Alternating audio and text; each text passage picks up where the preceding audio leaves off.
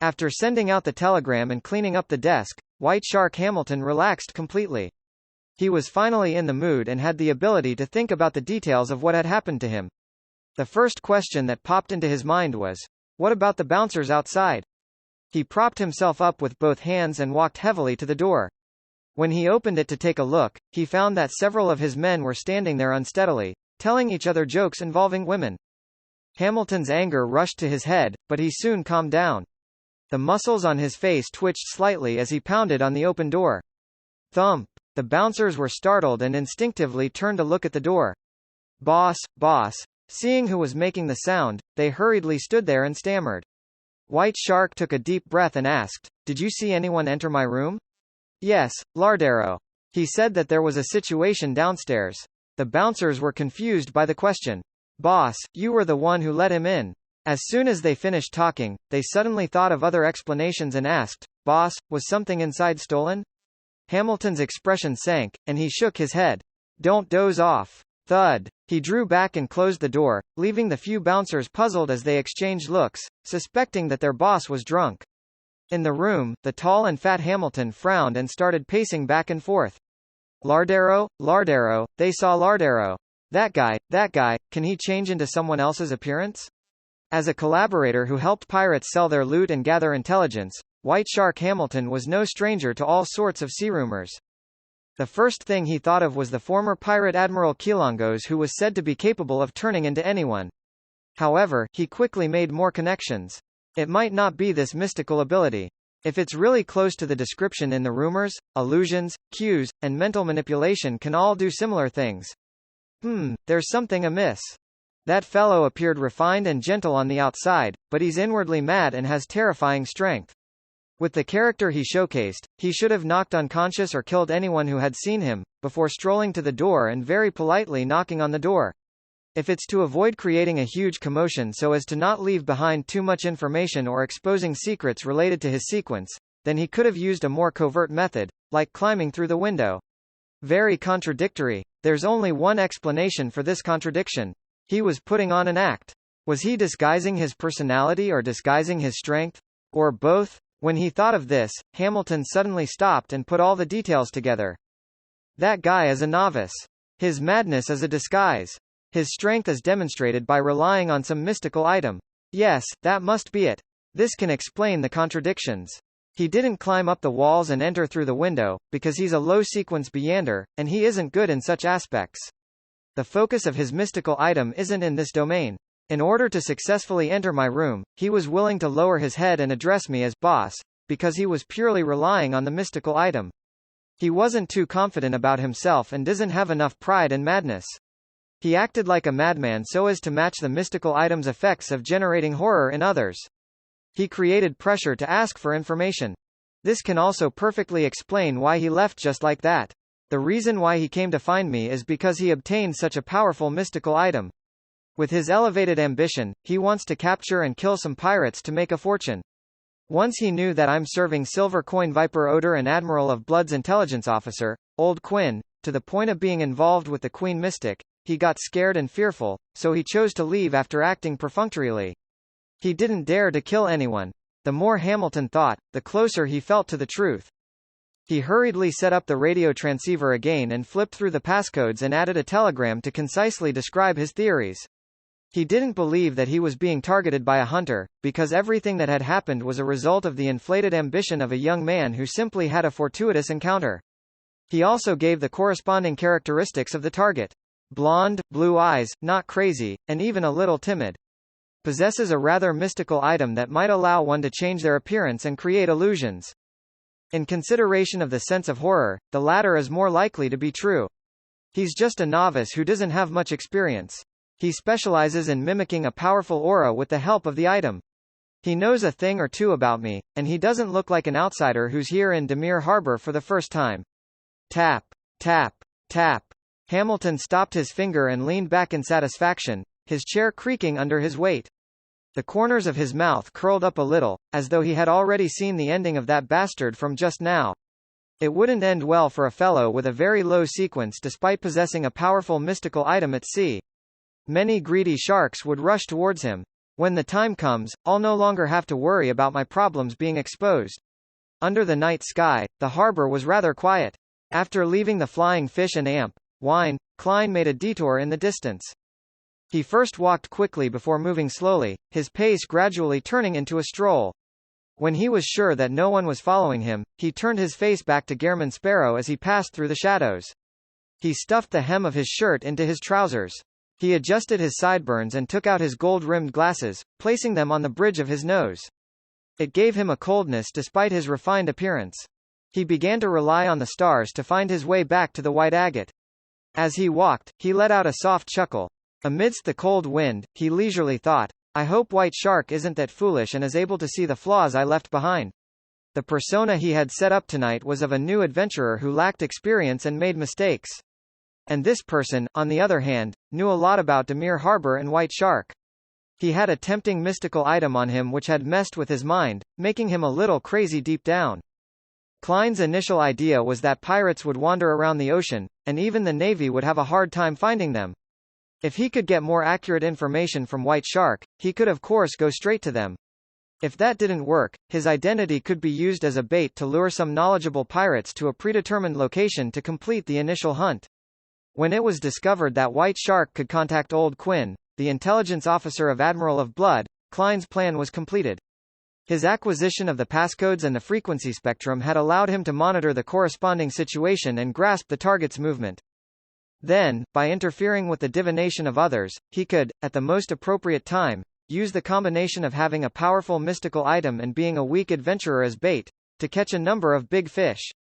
Now, the problem I have is that I don't have the equipment to monitor their communications. It's basically impossible to buy it at sea. I'll have to use the world's identity to get Miss Justice or Miss Magician to buy one in Backland. I'll receive the delivery via a sacrificial ritual. This is the advantage of the Tarot Club. With this in mind, Klein sighed. Seeing the white agate in sight, he quickened his pace a little and found that Donna's family and Cleves were returning from another street. Cleves greeted him by nodding his head. Just like when they officially met, he said in a low voice, I heard there was trouble at Flying Fish and Amp Wine? Very well informed and rather familiar with Dimir Harbor. Klein smiled and replied, I only taught 2 cheats a lesson. Cleves's brows twitched slightly, suddenly feeling that his impression of Gehrman Sparrow was a little wrong. After his previous observation and interaction, he felt that, although this young adventurer was a bit sharp, a bit reserved, and a bit cold, he could still be considered someone who smiled, was polite, and knew when to advance or retreat. But now, he was a bit uncertain. He felt that there might be a hidden flame of madness hidden in the recesses of his heart. At this moment, Donna's father interrupted, Mr. Cleves, who is this? A colleague, Gehrman Sparrow, Cleves introduced in a very simple manner. With a polite smile, Klein extended his right palm. It's my honor to meet you. In the future, if you need anyone, and if you can't find Cleves and the others, you can consider me. No problem. I hope you're as strong and professional as them. Donna's father shook hands with Klein with apparent warmth and introduced himself, D. Branch. Klein had just released his grip on the box when his spiritual perception was triggered. He felt that there was something strange inside the gift boxes the branch servants were holding. He quietly activated his spirit vision and discovered that the gift box contained strips of cured meat. However, the surface of the cured meat had very rich colors at the red, white, and black spots. They were things from the spirit world. There's the aura of the spirit world, but they're practically harmless. This cured meat is very special. Klein was surprised. Noticing his gaze, Donna's father laughed and said, This is a specialty of Dimir Harbor. In the center of the island, there's an extinct volcano. There are a few cracks in the surrounding underground caves where a natural hot wind blows.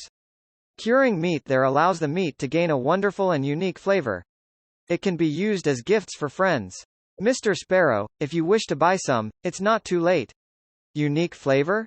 The taste of the spirit world? Klein had a rough idea of what was going on.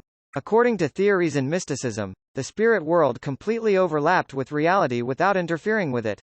One had to rely on the strength of a Beyonder to open up a gap, but this wasn't an absolute situation.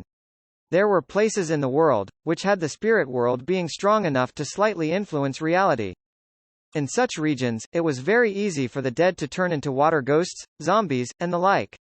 There was also a non-trivial possibility that residences in such areas would have paranormal activity. A similar situation should have occurred in the interior of Dimir Harbor's underground caves, but it's not serious and doesn't cause any abnormalities, only giving the cured meat a unique flavor. There wouldn't be any problems if one doesn't eat too much of this in one sitting. Klein responded with a smile. I'm not interested in cured meat. Only at this moment did he finally confirm that the cured meat that the bartender had previously served him was ordinary and nothing special. At this moment, the little boy, Denton, pointed at the moon in the sky and said, "It's so very red." Yeah, Donna nodded in agreement. Very red? Klein looked up and saw that the red moon was no different than usual. Because a child's spirit is relatively pure, he temporarily possesses certain spirit vision powers after being tainted with the spirit world's aura from eating such cured meat. Would the children on this island be in a similar situation? Heh, this might be the source of Dimir Harbor's folklore. Klein observed for a moment and found the answer. The group strolled back to the ship, moving up the gangway and arriving on the deck. Klein bade them farewell and went to the second-class cabin. Suddenly, his mind stirred and he once again activated his spirit vision. He saw the huge skeleton messenger appear in front of him and drop a letter. Pa! Klein stretched out his hand and caught the slightly heavy letter. The large skeleton messenger didn't stay, and it immediately disintegrated into a fountain of bones. One bone after another fell to the deck and disappeared, as though it didn't want to stay a second longer. With the letter firmly in his hand, Klein didn't lower his head to examine it. Instead, he instinctively turned around and looked at the wooden staircase leading to the first-class cabins. He saw Donna and Denton with their eyes wide and mouths agape, as though they wanted to scream at the sight of the scene, but everything they saw was over before they could make a sound. As a result, they even wondered if they were hallucinating. The children who eat the special cured meat in Dimir Harbor gain temporary spirit vision to a certain degree. Klein's brows twitched slightly as he raised his left hand's index finger vertically and placed it against his mouth to silence the two young ones, just like he did while the Murloc hunt was happening. The already rather tall Donna immediately raised her hand and covered her mouth. She nodded in fear and excitement, indicating that she understood. When she looked diagonally down, she saw that her brother was still in a daze. She quickly grabbed his arm and pushed his hand against his mouth. Cleves and Cecile sensed that something was wrong with them. They stopped and looked at Klein, but they discovered nothing. Facing their stares, Klein calmly nodded and continued walking to his room. A gold coin had appeared in his hand without anyone realizing. It was tossed up, and it tumbled around as though it possessed life. Ding! The gold coin landed with a number facing up, indicating a negative result. This meant that the tiny episode wouldn't be detrimental to Klein. Seriously, the current messenger isn't polite at all. It's not like the previous one who would tap my shoulder or nudge my body to give an advance warning, or just convert my surroundings into a spiritual world to prevent ordinary people from seeing him. Klein lampooned as he took out his key and opened the door. He sat down on the edge of the low bed, lit a candle with only half its length remaining, and opened Mr. Azek's response letter. As he pulled out the items inside, the first one that caught his eye was the Dark Emperor card. Looking at that face which pissed him off, Klein let out a breath of relief and eased his worries. He wasn't afraid that Mr. Azek wouldn't return it to him, as he had that minimum level of trust. After all, the potion formula and corresponding rituals could be copied, and only the convergence properties of high-level materials couldn't be imitated. And since this was clearly not Azek's pathway, nor was it one of the switchable paths available to him, so a powerhouse like him had no need for it. Klein was worried that the messenger would be robbed, losing the card of blasphemy which would help him tremendously while in his spirit body state. This wasn't impossible. The number of strange creatures in the spirit world was hard to count, so it isn't hard to end up having a few who were good at locating messengers and robbing them. The Dark Emperor card was returned along with the copper whistle from the Numinous Episcopate. After temporarily putting away these two items, Klein unfolded the important letter and read Azek's reply. That card that depicts the Dark Emperor reminds me of certain scenes. The tall as a mountain blood emperor who wore a red cape with his eyes being abnormally crazy, containing almost zero reasoning. He was on the brink of losing control. There was the true Dark Emperor who had revived. He sat on a gigantic throne, overlooking the land. When I looked up at them, I lost consciousness when the Blood Emperor looked at me. I should have, in some form, participated in the War of the Four Emperors, but the exact details still require me to recall them. Perhaps it was because of an injury from back then that caused me to lose my memories again and again as I repeatedly died and reawakened. The legend of Death's treasure trove in the Berserk Sea doesn't ring any bells. Perhaps I'll be able to sense something and be naturally attracted to it when I travel to the southern continent by boat and pass through that sea. The experiences of the owner of that copper whistle resemble that of an Undying's ritual, but there are also clear differences. I can sense evil auras and the premonition of danger. I believe the owner of the copper whistle is in a strange and terrifying state. It's best that you don't blow that copper whistle and summon the messenger. This will bring extreme danger. We can make further attempts when I fully recover my memories and figure out what that experience really means. The feather left behind by the copper whistle's owner that you mentioned can be used in the domain of the undead. It's a unique material that's rich in spirituality. When I recall more, I'll organize the knowledge of some rituals and charms you can use with it for you. Speaking of this matter, I recall that you'd asked me about the method for ridding the mental corruption of a Beyonder characteristic. This will likely need more time. At the very least, I'm still a blank slate in this aspect. Also, I vaguely remember that in the southern continent, there are strange creatures called feathermen. It's best to seal that card. Otherwise, it might attract powerful enemies and many disasters. I can give you some techniques. This isn't too difficult. First, an improved wall of spirituality. As expected, the card of blasphemy has a convergence effect upon activation. It's a good thing that I've left it above the gray fog in the past. According to Mr. Azek's descriptions, he shouldn't be an amnesiac death. Otherwise, he wouldn't have looked up to the Blood Emperor and the Dark Emperor. It's likely that he's a son of death, participating in the War of the Four Emperors by accompanying that deity. Unfortunately, he suffered from severe injuries. As he thought, Klein produced a flame and burned the letter. Then, he tried the sealing technique and practiced what Azek had taught him in the letter. After doing all of this, he held a ritual and brought the Dark Emperor card and the Numinous Episcopate's copper whistle into the mysterious space above the gray fog, eliminating all possibilities of any accidents. There was no doubt that Klein had no wish to suddenly meet the King of the Five Seas, Nast, at sea. Early in the morning, the sun rose above the horizon and died at golden. Klein went to the not-so-well-stocked second-class buffet cafeteria and ate 2 slices of toast with bacon and butter and drank a cup of lemon tea. After filling his stomach, he went to the deck to breathe in the fresh air and enjoy the beautiful early morning scenery. Then, he saw a drunk Captain Elland returning, his straight sword swaying. Thinking back to last night's incident, Klein came over and said without a smile, "Good morning. White Shark didn't cause you any trouble, right? He should be able to determine that I'm a passenger of the White Agate." Dressed in a dark red coat, Elland took off his ship-shaped hat and laughed. "This is his own problem.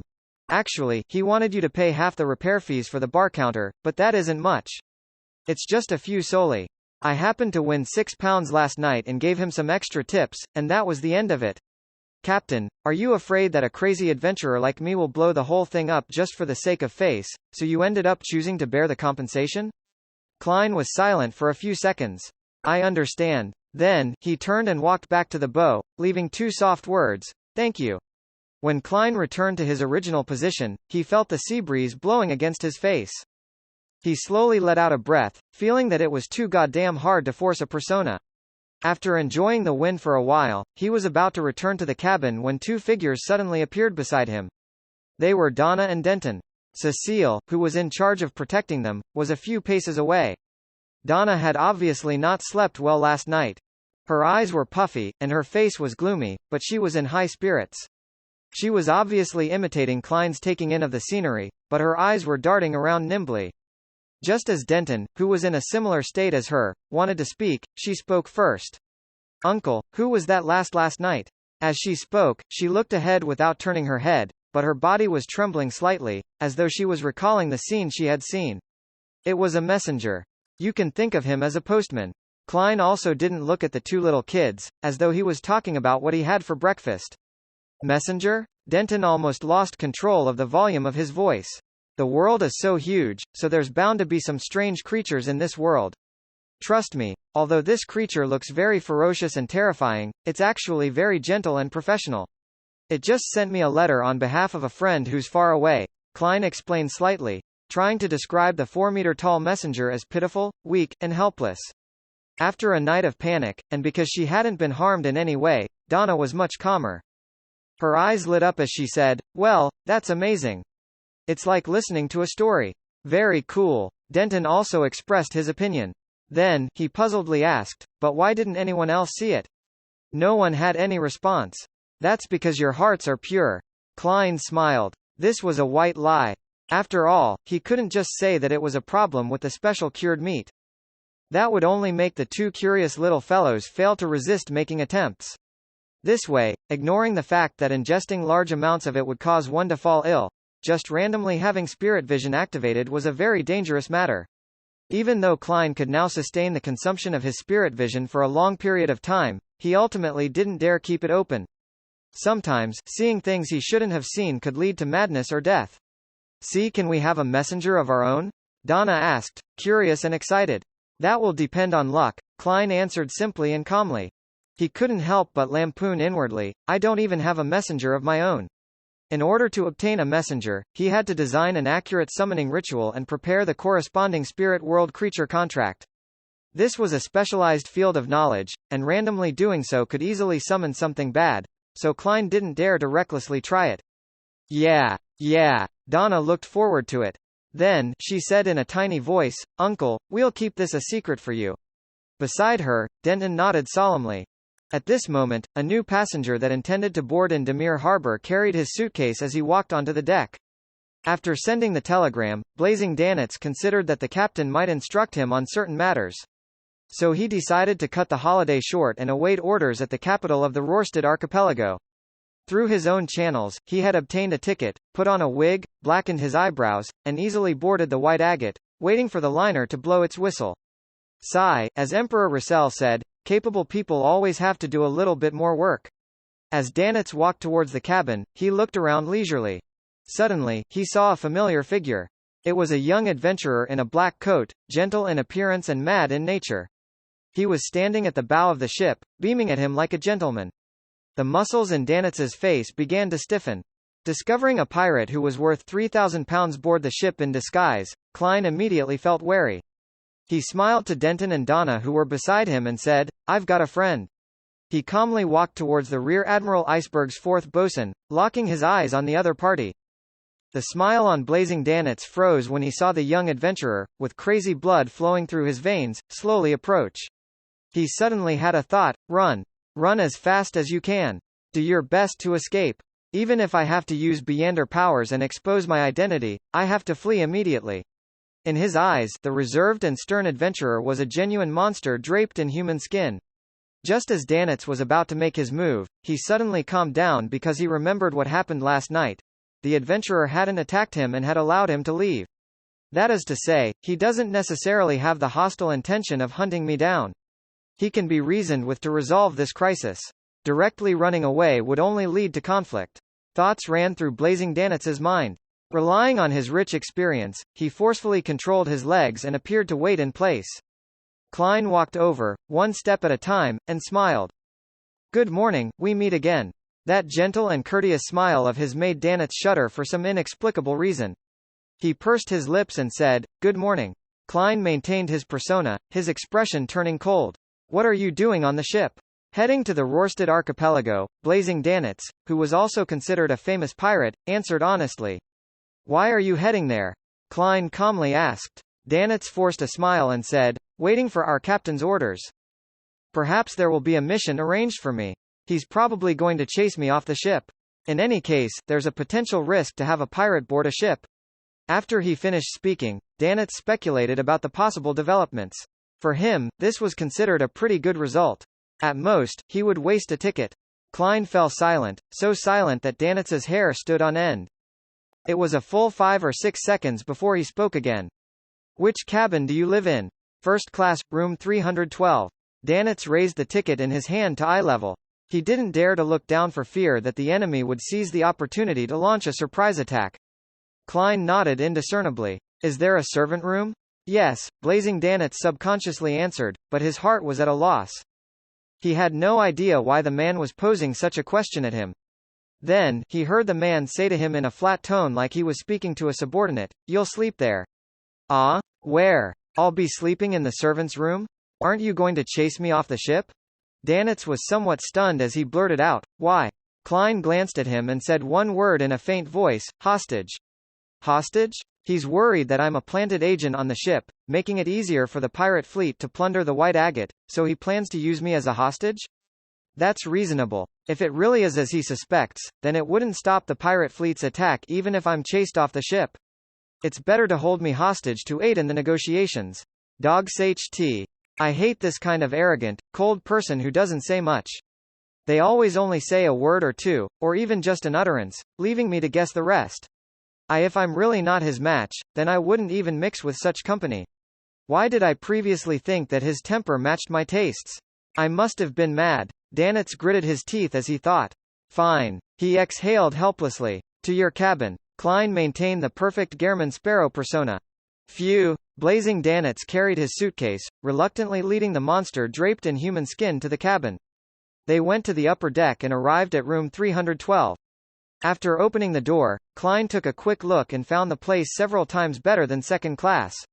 The living room was about 30 square meters and was connected to a master bedroom and 3 servant rooms. It had a separate bathroom, a standard wardrobe, and a mahogany desk. Danitz put down his suitcase and glanced at the servant rooms. He suddenly thought of an important question. Is the master bedroom going to be left empty just like that? The moment he finished speaking, he already knew the answer. It's mine. Klein smiled in a gentlemanlike fashion. As expected, to watch over me. Danitz felt depressed. Klein paced on the carpet in the room and said while pointing to the door, "Come with me downstairs." All right. Danitz was a little lost, unsure what the man was up to. The adventurer and famous pirate duo soon arrived at the second-class cabins and found Klein's original room. After opening the door, Klein didn't enter. He pointed inside and said to Danitz, "Tidy the things on the desk and put them in the suitcase." What? Tidy things? You want me to help tidy things up? Danitz was almost stunned. In a blink of an eye, he felt a surge of anger rush to the top of his head. How can I, Blazing Danitz, Rear Admiral Iceberg's 4th bosun, a famous pirate with a bounty of 3,000 pounds, be driven like a servant? My dignity and my reputation won't allow me to accept such humiliation. Klein gave him a cold look when he saw that Blazing Danitz was standing motionless like a petrified statue. Danitz's body suddenly trembled. He took a deep breath and replied with a smile which looked worse than crying, "All right." Aggrieved, he bent over and entered the cabin that didn't have a very high ceiling, swiftly putting the items that were scattered outside into the suitcase. Without needing Klein to remind him, he placed the things in order, even more carefully than how he dealt with his own luggage. After doing all this, he carried the suitcase and followed Klein upstairs. Along the way, he always had the impulse to sneak attack the man's back, but in the end, he held back. After returning to room 312, Danitz clenched his teeth, swallowed his saliva, and said, "How should I address you?" "Gehrman Sparrow," Klein responded succinctly. Gehrman Sparrow. Danitz ruminated over the name inwardly, swearing that he would definitely not forget what had happened today. He vowed to let the man before him have a taste of something similar in the future. Captain will definitely help me, he thought with anticipation. For the sake of his persona, Klein didn't choose the reclining chair. Instead, he randomly chose a hard wooden chair to sit down on. He leaned back in his chair, his body slightly hunched as he clasped his hands together, and said to Blazing Danitz, "Tell me about the famous pirates you know of." "There are a lot of them," Danitz replied, feeling somewhat stumped. He stood where he was, afraid to move, like a servant. Klein slowly curled his lips up and said, "Do it in accordance with the bounties." With that, he pointed to the chair opposite him. "Have a seat." With a sigh of relief, Danitz hurriedly sat down. He suddenly felt that the man wasn't too bad, he was at least willing to give him a seat. Woo! The white agate sailed out into the open sea and moved at a speed of 13 knots until noon. Blazing Danitz, whose mouth was going dry from all the talk, was finally permitted to stop. He took his ticket and led Klein to the first-class dining restaurant. The restaurant was decorated elegantly, with violinists playing in the corner and barriers separating the tables to ensure the privacy of one's dining environment. After walking a few steps, Klein met Donna's family and Cleves. They occupied a large table and were waiting for the waiter to serve the dishes. Uncle Sparrow. Because of their shared secret, the little boy, Denton, had changed the way he addressed him. Donna blinked, fully expressing her doubts. She clearly remembered that Uncle Sparrow lived in a second-class cabin and wasn't supposed to be in this restaurant. Klein waved his hand with a smile as a greeting, then he pointed at Danitz and said, "He's treating." "Is that so?" Donna sized up Danitz curiously, and they felt that the gentleman looked odd, especially his eyebrows which looked extremely unnatural. Cleves put down his fork and knife, and, after 2 seconds of silence, he asked, "Your friend?" Klein chuckled and turned his head to Danitz. "What do you think the answer should be?" Danitz gritted his teeth, then he forced a smile. "Gehrman once saved me. Yes, that's right. Otherwise, I might have already been killed by him for the sake of claiming the bounty." Danitz consoled himself. Cleves looked Danitz up and down a few times and said nothing more.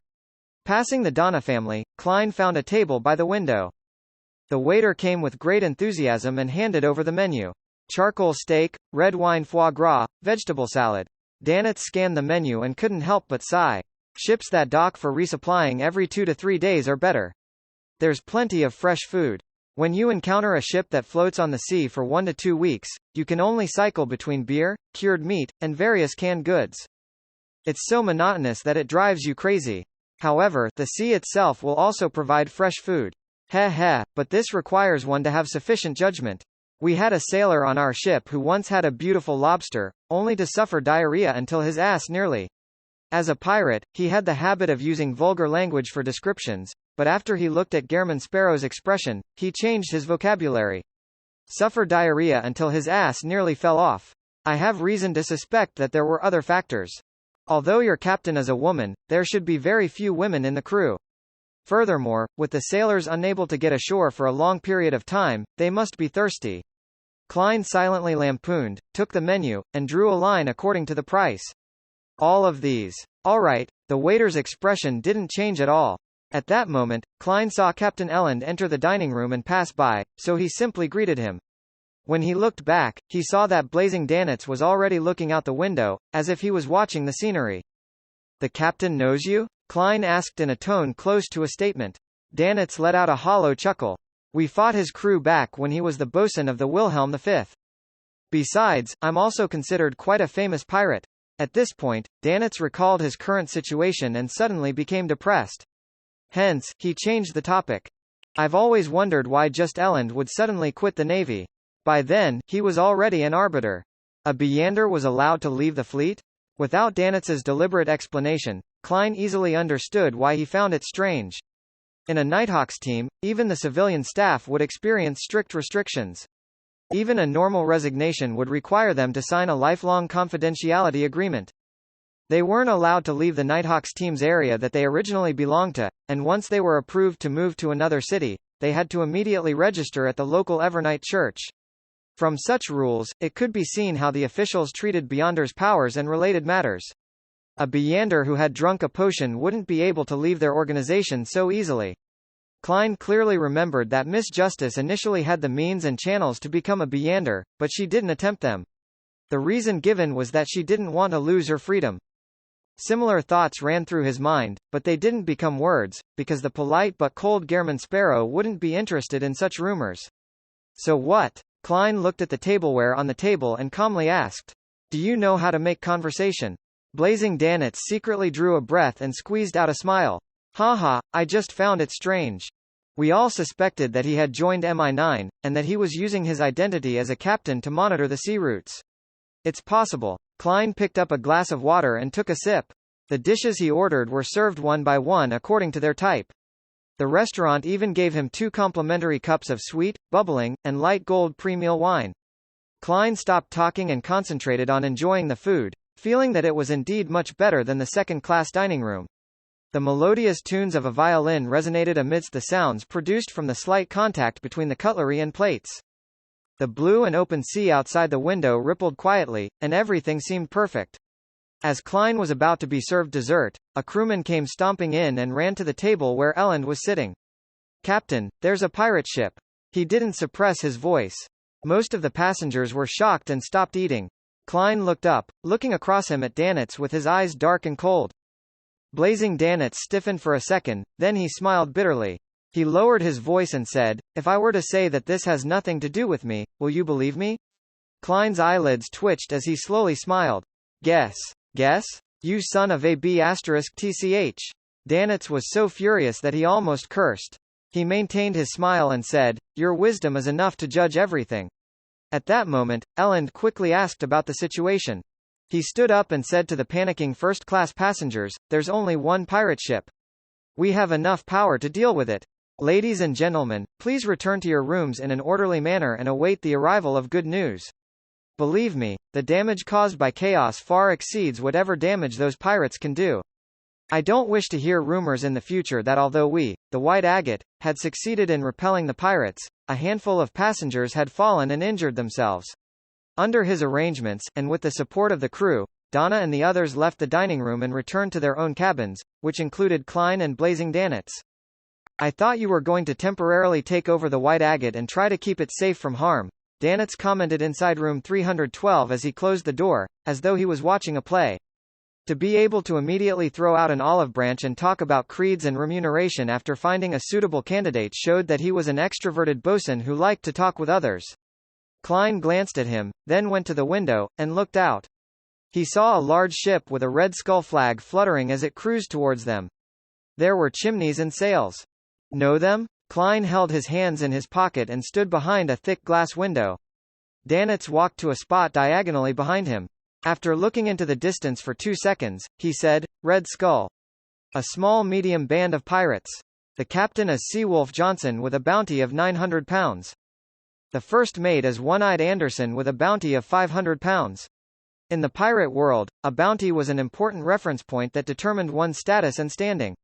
Considering that he didn't have the ability to move underwater adeptly, it would be easy to have innocents die if he allowed the pirates to board the ship.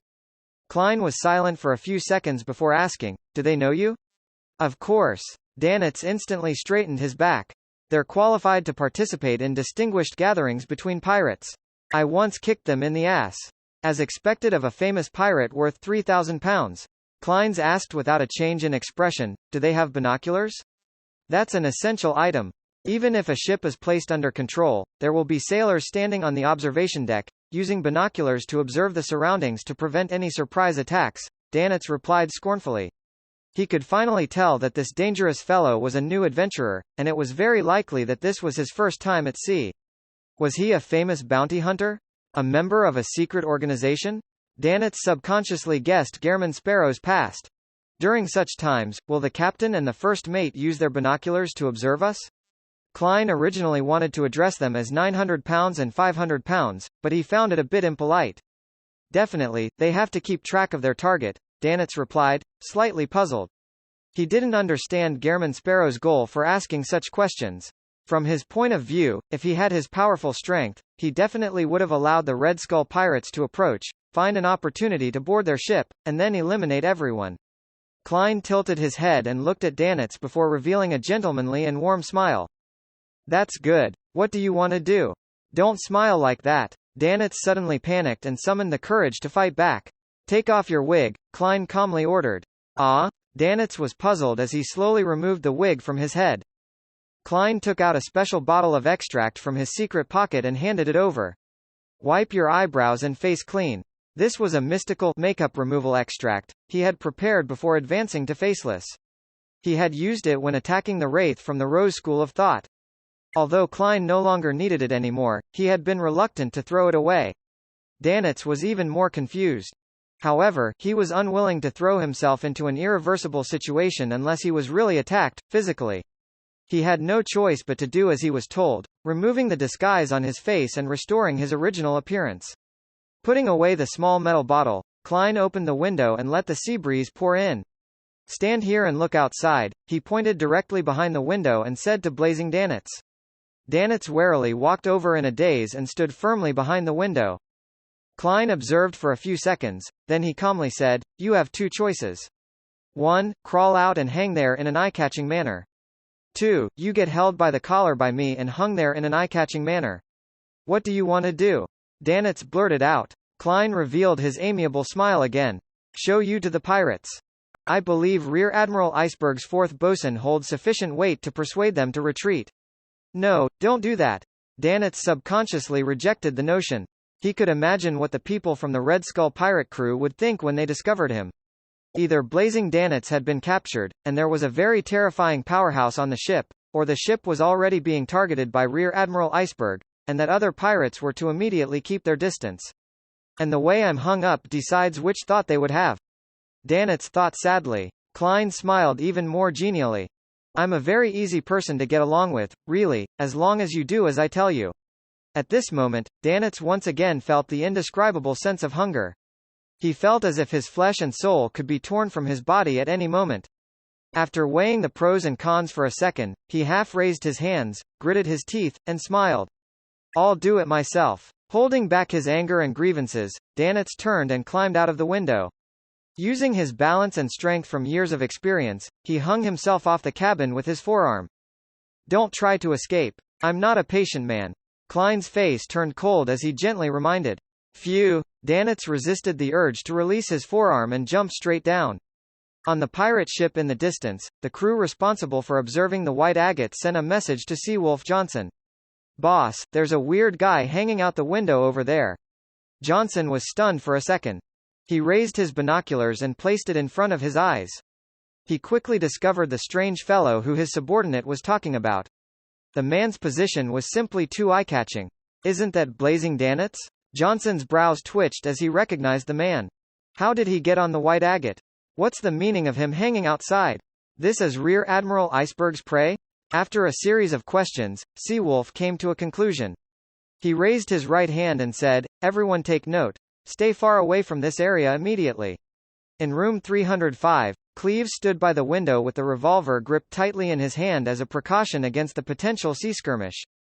Donna's family was a little frightened. They didn't return to their respective bedrooms, but they instead sat in the living room, waiting for the bombardment to begin. Cecile and the other bodyguard, Teague, stood guard beside them, fully alert. At this moment, a look of confusion appeared in Cleves's slightly aged eyes. After a few minutes, he took a step back, lowered his muzzle, and said to the people, the pirates have left. What? This development left Erdebranch and the others surprised and confused. They had no idea what the pirates were thinking. Room 312. Blazing Danitz crawled back and couldn't help but give a snort. You're borrowing my captain's reputation. She really hates these kinds of things. Just wait for Rear Admiral Iceberg to teach you a lesson. Danitz thought angrily. Klein quietly listened and asked, I remember her reward in Lowen was £26,000? This madman. Danitz couldn't find the words to respond. Captain, the Red Skull pirates have fled. A sailor rushed into the captain's quarters. They fled? Elend lifted his telescope and looked quizzically at the calm sea, just in time to see the Red Skull disappear into the horizon.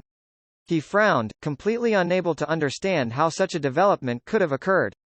From his point of view, the White Agate's armaments definitely weren't capable of scaring off the Red Skull pirates.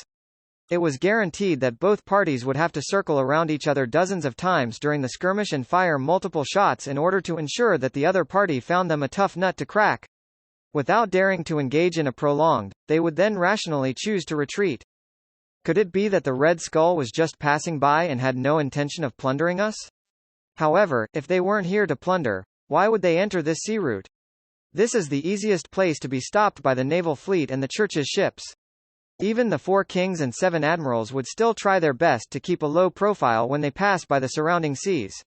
Elend was filled with doubts, and he felt that things weren't that simple. Being careful keeps one away from disaster. I mustn't be carelessness. Elend put away his yellow-brown telescope and paced back and forth. He half raised his hand and said to the navigator, we shall dock at Banzi Harbor tonight. Report our encounter with the pirates to the Navy and the Church. According to their usual plan, the next stop for the White Agate would be the Tiana port, and it would probably take 3 days at 13 knots to reach it. From Tiana port, it would finally reach the capital of the Rorstad archipelago, the city of generosity, Bayam. And there was a faster way to sail from Pritz Harbor to Bayam, which was to stop only once in the middle of the voyage, at Banzi Harbor, about 120 nautical miles from Demir Harbor. The Red Skull really left? Donna's father, Erdebranch, walked to the window and looked out into the distance. Cleves calmly nodded and said, yes. Just as he finished his sentence, a sailor's shout sounded from outside. The danger has been averted. The danger has been averted. Upon receiving official confirmation, Donna and Denton finally relaxed and had the courage to approach the window and look outside. Are the Red Skull pirates that powerful? Donna's eyes widened as she searched for a ship that had already gone far away. Very powerful. Cleves gave his answer. How powerful are they? Denton immediately pressed. On the other side, the bodyguard, Teague, straightened his hair and chuckled. Even if we don't include the cannons and hundreds of pirates on the ship, just Captain Johnson and the first mate Anderson are extremely powerful on their own. Anderson's nickname is One-Eyed. The bounty reward for him in the kingdom is £500. All of us in this room added together, together with the help of a few sailors, might be able to defeat him in battle. As for Johnson, who's nicknamed Seawolf, he can easily finish such an opponent. If he were to board the ship, no one would be able to stop him. His bounty is worth £900, nearly £1,000. Is that a lot? Donna was surprised at the potency of Seawolf and One-Eyed, as well as their bounty. In her memory, her father earned a total of £1,500 a year.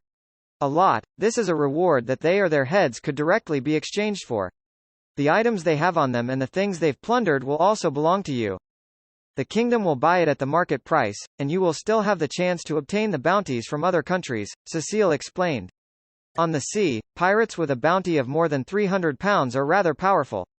For those who are close to or above £1,000, they'll be rather famous in the sea they plough. And I mean vast sea expanses like the Sonia Sea or the Fog Sea. Therefore, the 4 kings and 7 admirals are considered famous throughout the 5 seas? Donna innocently asked. Cleves replied seriously, yes. In that case, are the Red Skull pirates very famous in the entire Sonia Sea? Donna asked with concise logic. Yes. Teague nodded. But why did they flee? Donna blinked. It might not have been them fleeing. Cecile didn't know the reason either. Cleves looked out the window again as he knitted his brows. Maybe there's another reason. Maybe they had no plans to plunder us at all. They just came across us. Other reasons? Donna suddenly had a guess. Could it be Uncle Sparrow's tall as a house, gentle messenger that scared them away? Yeah, it's really scary. Donna's mind bubbled like boiling water. She turned her head excitedly and looked down to realize her brother's eyes were shining as well. The two of them pursed their lips and immediately realized that their thoughts were the same. Let's go out and get some air on this level. Donna found a reason to drag her brother out of room 305. Outside, Denton said in a suppressed voice, are we going to find Uncle Sparrow?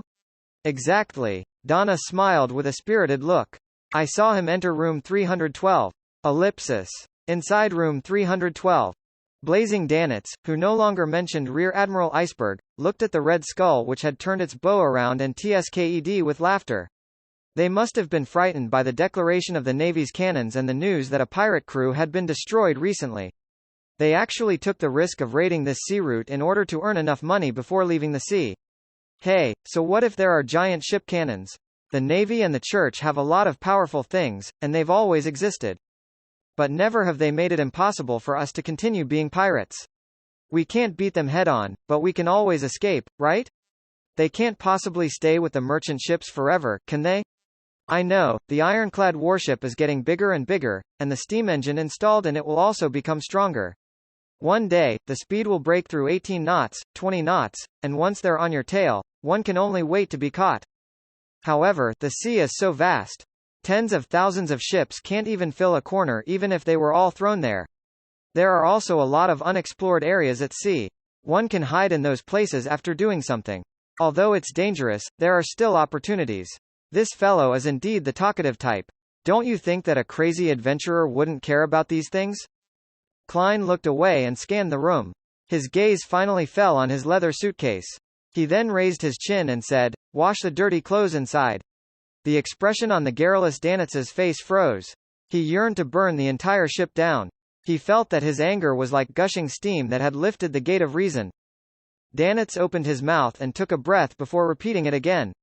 His flushed face softened as he asked without a smile on his face, is that all? Only the dirty ones. The coat just needs to be brushed. Klein was almost amused by the man's show of anger, and he felt that this was what Danitz deserved from robbing the innocent. The clothes in his suitcase were the ones he changed out of last night after a shower. As he felt a little lazy, he had only washed his underwear. Calm down, don't lose control. Calm down, don't lose control. After admonishing himself several times, Danitz walked over to Gehrman Sparrow's suitcase, opened it, and took out the clothes that needed cleaning.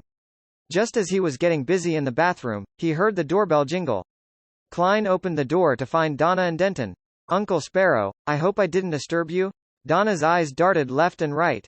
No. Klein stepped aside. The two little fellows entered the room and were surprised to see Danitz doing the laundry. Where are the servants? Denton asked subconsciously. Didn't bring them along. Klein answered for Danitz.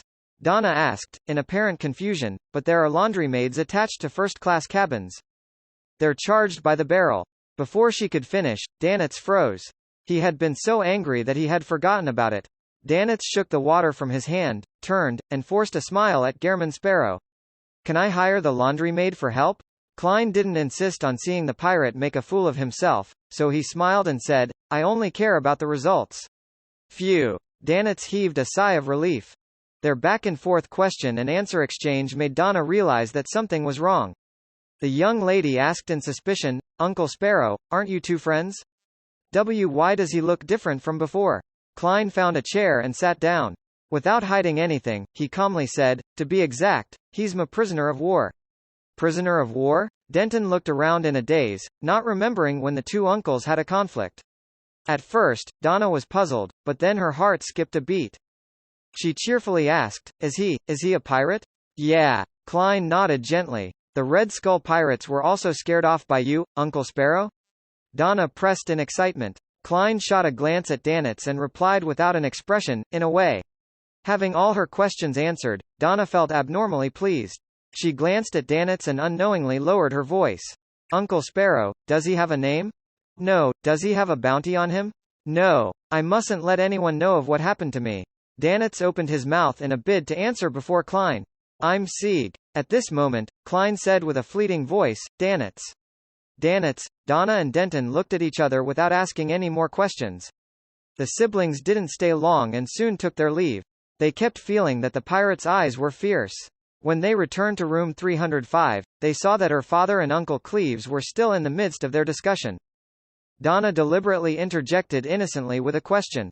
A lot of people were talking about pirates just now. Someone mentioned Danitz. Is he very powerful? Danitz? Blazing Danitz. He's Rear Admiral Iceberg's subordinate, the fourth bosun of the Golden Dream, Cleves answered simply.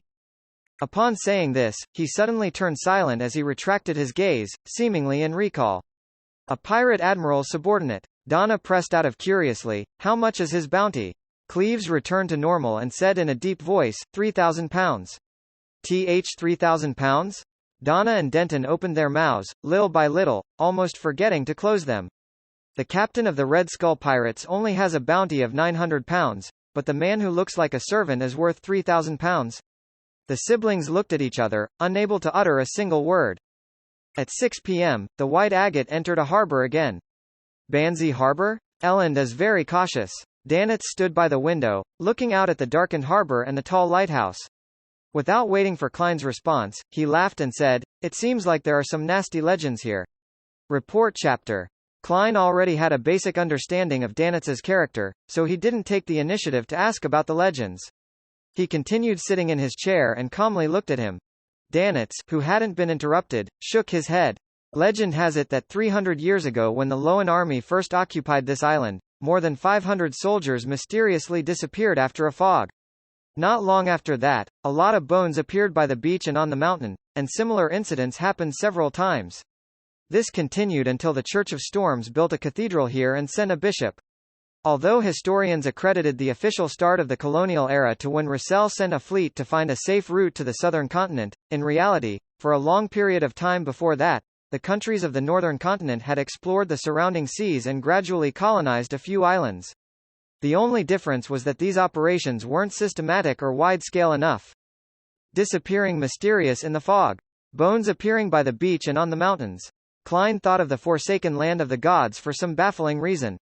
According to Little Sun's description, there was no sun there, with only lightning in the night. Furthermore, when humans were surrounded by darkness without a sliver of light, they would encounter strange or terrifying events. Looking at the lighthouse that stood out in the setting sun, Danitz continued, and according to the tombs and murals excavated on the island, the natives here seem to have a tradition of cannibalism. This island experiences intense weather changes, making it often encounter earthquakes, storms, and heavy fog. Thus, the natives experience disasters time and time again. In order to survive, they began worshipping a god of weather they created for themselves. Every year, they would hold 4 rituals. The rituals involve killing chosen worshippers as they shared in the blood and flesh before burying the worshippers' heads in the sacrificial altar. However, a similar tradition has long since been replaced by the storm sacrificial ritual, and the original language of the natives has also disappeared. God of Weather, a conquered island that had once retained the tradition of live sacrifices. Klein made his preliminary judgment. Danitz retracted his gaze and casually said, because of these legends, there are two unique customs in Banzi Harbor. One is to close the door tightly on nights with heavy fog or huge changes in weather. They don't head out or respond to any knocking. The other is that they love the blood of all kinds of animals and have learned from migrating elves to add salt, solidifying the blood into strange lumps which are tender and fragrant when matched with the acrid condiments native to this land. Isn't that blood cake? Klein was stunned for a second, his eyebrows furrowing in puzzlement. Elves? According to the stereotypes he had formed in his previous life, elves were supposed to be elegant vegetarians. How could they research the correct method for eating blood, as well as the 100 methods involved in making blood cakes? That's right. Rumor has it that many elves like solidified blood. Danitz spread out his hands in response. Unfortunately, it's already very difficult to find such creatures who have good culinary skills. Ellipsis. Little Sun previously mentioned that the ancient god of the elves, Elf King, Soniathrum, wielded the authority of the storm. In that case, the elves should be a race equivalent to Beyonders of the Sailor Pathway. So it's not inconceivable that elves enjoy blood-related food. Perhaps they even possess the attribute of being irritable as well. That's quite a scene to behold. Klein's thoughts raced, and he gradually turned his attention to blood cakes. It's been a while since I ate that. He suddenly had the urge to alight from the ship and taste the delicacy. At this moment, Danitz took the initiative to suggest, there's a green lemon restaurant here that's very famous. Pig blood is especially delicious. Do you want to try it out? He kept having the feeling that being alone in the same room with Gehrman Sparrow was very dangerous. He was worried that this monster in human skin would suddenly go crazy. He should be more restrained in places with more people. Holy Lord of Storms, I hope this trip comes to an end as soon as possible. Danitz prayed without confidence. As a pirate, he also believed in the Lord of Storms, but he didn't have enough respect for the church. After hearing Blazing's suggestion, Klein, who already had such intentions, was immediately moved. However, the legends and customs Danitz had told him of made him feel a little uncomfortable. Thus, he took out a gold coin and performed a divination right in front of Danitz. The result was that there were no dormant dangers in Banzi Harbor for him. Klein looked at the gold coin in his hand without moving his eyes away for a few seconds. He still felt uneasy. As Danitz watched this scene, he suddenly understood that this monster in front of him was skilled in divination. Even if I were to secretly flee, it would still be very easy for him to find me. Blazing felt a wave of depression as a faint sadness welled up in his heart. He had just recovered from his disconsolate mood when Klein suddenly stood up and walked over to the washroom. Before closing the door, Klein expressionlessly turned his head around and said, "You can use this opportunity to escape." With that, Klein slammed the washroom's door. Danitz spread his hands open and clenched them tightly, took 2 steps towards the door before coming to a halt. The unknown was the scariest. He didn't dare take the risk of creating conflict before he had any clear understanding of Gehrman Sparrow's Beyonder powers. At least he's kind enough to me and hasn't actually hurt me. He'll likely let me go when we get to Bayham. Danitz's hopes of him getting lucky had taken hold of his mind. In the washroom, Klein pulled out a paper figurine, disguised it, and took 4 steps counterclockwise to head above the gray fog. He sat down at the end of the long bronze table, removed the pendulum from his left wrist, and wrote the corresponding divination statement. There is danger dormant in Banzi Harbor. He hung his spirit pendulum and adjusted his posture. After muttering a few times, Klein opened his eyes and saw the topaz pendant rotating clockwise. Furthermore, it was with a high amplitude and frequency. This meant that for Klein, there was a great danger lurking in Banzi Harbor. How could this be? This place was colonized by the kingdom for more than 300 years, and it has become an important port on the main trading route for over 100 years. There have never been any rumors of danger being spread. Could it be that several powerful pirates are cooperating to sack this port? No, those cannons defending the port aren't for show. Klein frowned, performing another divination on whether he would encounter any pirate-related mishaps, but the answer was no. He fell silent for a few seconds, then he allowed his spirituality to envelop his body before plummeting through the gray fog. Returning to the real world, Klein pressed the mechanical button on the toilet, put away the paper figurine double, and went to the nearby washing basin to wet his hands with water. In this short period of time, he quickly sorted out his thoughts and decided to do his best to hide. His priority was to stay safe. Pulling out a tissue and wiping his hands, Klein opened the door and saw that Danitz was still standing in the middle of the living room. A pirate who's cautious to the point of being a little cowardly. In a sense, Rear Admiral Iceberg's subordinates are all adventurers who are part-time pirates. Klein looked at him and calmly said, "To the first-class dining room, all right." Danitz didn't understand why Gehrman Sparrow had suddenly changed his mind, but in the end, he chose to not raise any disputes. Walking down the gangway, Cleves suddenly said to Donna and the others, "Head to the Green Lemon restaurant first. I have some matters to do with Captain Elland. I'll join you soon." All right. Although R.D. Branch was surprised, he wasn't too puzzled. Cleves was halfway aboard the ship when he met Elland with his straight sword at his waist. "I'm going to visit Gehrman Sparrow." Cleves turned around for the first-class cabins after saying that. Elland was momentarily dazed, unable to understand his out-of-the-blue intentions. "There's no need to inform me that you're visiting Gehrman Sparrow." Elland was startled for 2 seconds before he vaguely grasped the true meaning behind Cleves's words. "He's telling me so that if anything happens to him, it would be because of his visit to Gehrman Sparrow. But if nothing happens to him, it means that his suspicions were incorrect and there's no need to further disturb Gehrman Sparrow any further." Elland stopped in his footsteps and said to the first mate beside him, "Wait 15 minutes. Ellipsis. Thump, thump, thump. Klein and Danitz, who were on their way out, heard a rhythmic knock on the door. Danitz, who received a signal, hurried over and opened the door. It was Cleves outside. He looked at Danitz, who had disguised himself again, before turning to Klein and said, "Blazing Danitz?" At lunchtime, he had found Gehrman Sparrow's friend somewhat odd and familiar, but he hadn't connected the face to the picture on the bounty notice.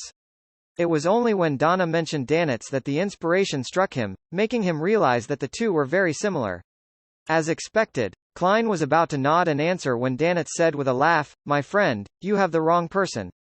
Although I look like the famous pirate who's worth 3,000 pounds, I'm really not him. People have always had misunderstandings, bringing me a great deal of trouble." Klein raised his hand and covered his mouth. He almost laughed out loud and destroyed his persona. He restrained his expression and calmly replied, "Yes. Sigh, my reputation." Danitz stretched his neck and looked at the ceiling. "What are the two of you planning?" Cleves drew in a silent breath and asked directly. Klein jerked his chin towards Danitz. "Watching over him." "Watching over?" Cleves couldn't understand Gehrman Sparrow's words. "Sir, you must learn to make associations by yourself. Learn to infer on your own. You can't have me explain in detail. That doesn't match my persona." Confronted with the doubtful look in Cleves's eyes, Klein casually said, "He boarded at Demir Harbor and I recognized him, so I decided to watch over him to prevent any accidents." After looking at Klein for a few seconds, Cleves nodded his head and said, "Will you be fine? Do you need any help?" "No," Klein replied quietly. Cleves glanced at the depressed Danitz and took a step back. "Then, I'll take my leave." Just as he was about to leave, he was suddenly stopped by Gehrman Sparrow. He heard the mysterious young adventurer say, with some solemnity, "Return to the ship as soon as possible. There is danger dormant in Banzi Harbor." Ellipsis. In the Green Lemon restaurant, Donna had just laid out her napkin when she saw through the window that Uncle Cleves had arrived hurriedly downstairs. At this moment, the weather in the port suddenly changed. Strong gales rose up from all directions, causing the trees to sway back and forth. As expected at Banzi Harbor, the Weather Museum, Donna studied the outside scenery with interest. She saw a man in a black cloak trudging through the wind with a lantern in his hand. Seemingly sensing that he was being watched, that person turned his body sideways and looked up at the second floor of the restaurant. Then, Donna discerned his appearance and saw that the area where the person's head was supposed to be was empty inside the black cloak. There was only a bare neck with bright red blood spewing out of it. The person slunk his body back down, pulled at his cloak before continuing forward. Report chapter. Donna jerked back, her pupils constricting, her mouth half open as her scream reached her lips. If she hadn't seen the messenger before, then she would have long lost control of herself and staggered to her feet in terror, unconcerned whether she would flip over the tables or chairs. Fortunately, she was no longer the young lady who was completely ignorant of the matters of the sea when she first boarded the White Agate. Her voice had only become slightly sharper as she pointed outside the window and stammered, "There's a zombie. A headless zombie." She used the most commonly seen zombie in folklore to describe the terrifying thing she had just seen. Cecile shot to her feet and rushed to Donna's side. She looked curiously out of the window where the raging wind was blowing and observed for a few seconds. "There's nothing," she said truthfully. Donna shrank back, mustered her courage, and cautiously leaned forward only to see the trees outside swaying, with random clutter flying everywhere. There wasn't a single pedestrian. There really was someone there. He was wearing a black cloak, and he had no head. His neck was bleeding, Donna said while gesturing in an attempt to convince the adults in the room. Her father, Erdebranch, propped himself up from the table, went to the window, and looked out for a moment. "Donna, you aren't allowed to read that Fonce's Horror Stories anthology anymore tonight." But Donna felt aggrieved and wanted to defend herself.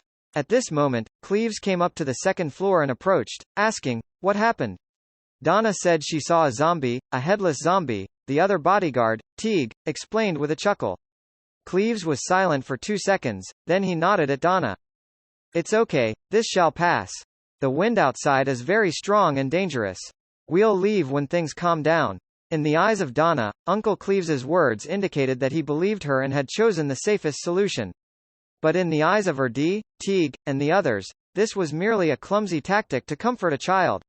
Seeing that Donna was still a little nervous and that his real employer wasn't too satisfied, Cleves pulled out a chair and sat down as he calmly said, "There's a strange tradition in Banzi Harbor. They don't leave the buildings or respond to any knocks on the door when the weather turns stormy at night. If you open the door, will you be taken away by the zombie?" Denton suddenly asked in enlightenment, having seen the messenger with his sister. "You can think of it that way." Cleves picked up a glass of water and took a sip. "So that's how it is." Donna calmed down, believing that she wouldn't encounter that horrible zombie as long as she didn't leave the restaurant. It was only then that she noticed that the surrounding customers had all cast their gazes over due to the commotion. Being stared at by so many people, Donna felt uncomfortable from head to toe. She instinctively wanted to lower her head to avoid everything. "I didn't do anything wrong. I really saw it." Donna obstinately straightened her neck and looked around. She saw the gentlemen in tailcoats and the ladies in their beautiful dresses retract their gazes. She saw them lower their heads, pick up their spoons, and scoop the dark red blood blocks in their bowls to stuff into their mouths. Their lips were stained with a tinge of red. Their faces appeared pale under the light of the crystal chandelier. The contrast between the two made Donna feel an inexplicable sense of fear. She turned her head back and waited for dinner, secretly praying to the goddess that the gale would cease as soon as possible. Banzi Harbor Telegraph Office. As soon as Elend and his first mate finished sending their report to the Navy, they realized that the wind outside was howling and that the nearby doors and windows were rattling. "Really, the weather here is always so unstable." Elend put on his boat-shaped hat and sighed with a laugh. His first mate, Harris, laughed out loud. Otherwise, how could they call themselves the Weather Museum? It's best if you don't head out. Legends say that you'll lose your head because of that. The telegraph office's staff, a young lady with curly brown hair, reminded them in a slow voice. "I know, but I've tried a few times and nothing happened." Without a care, Harris opened the door to leave. Ellen stopped him and thought for a moment. "Will it be okay to go to the cathedral next door? Your telegraph office will be closing, right?" "No problem." The lady with the curly brown hair was still as slow as ever. Ellen nodded, opened the telegraph office's door, and trudged toward the Storm Cathedral, dozens of meters away, against the gusts of wind that seemed to be capable of sweeping away a child. First Mate Harris, who was holding onto his hat, followed the captain as if to express his desire to rush directly back to the White Agate. However, the moment he opened his mouth, strong gales gushed into his mouth and his whole voice was miserably stuffed back into his mouth. After croaking for a while, he wisely shut his mouth and stopped making obviously unrealistic proposals.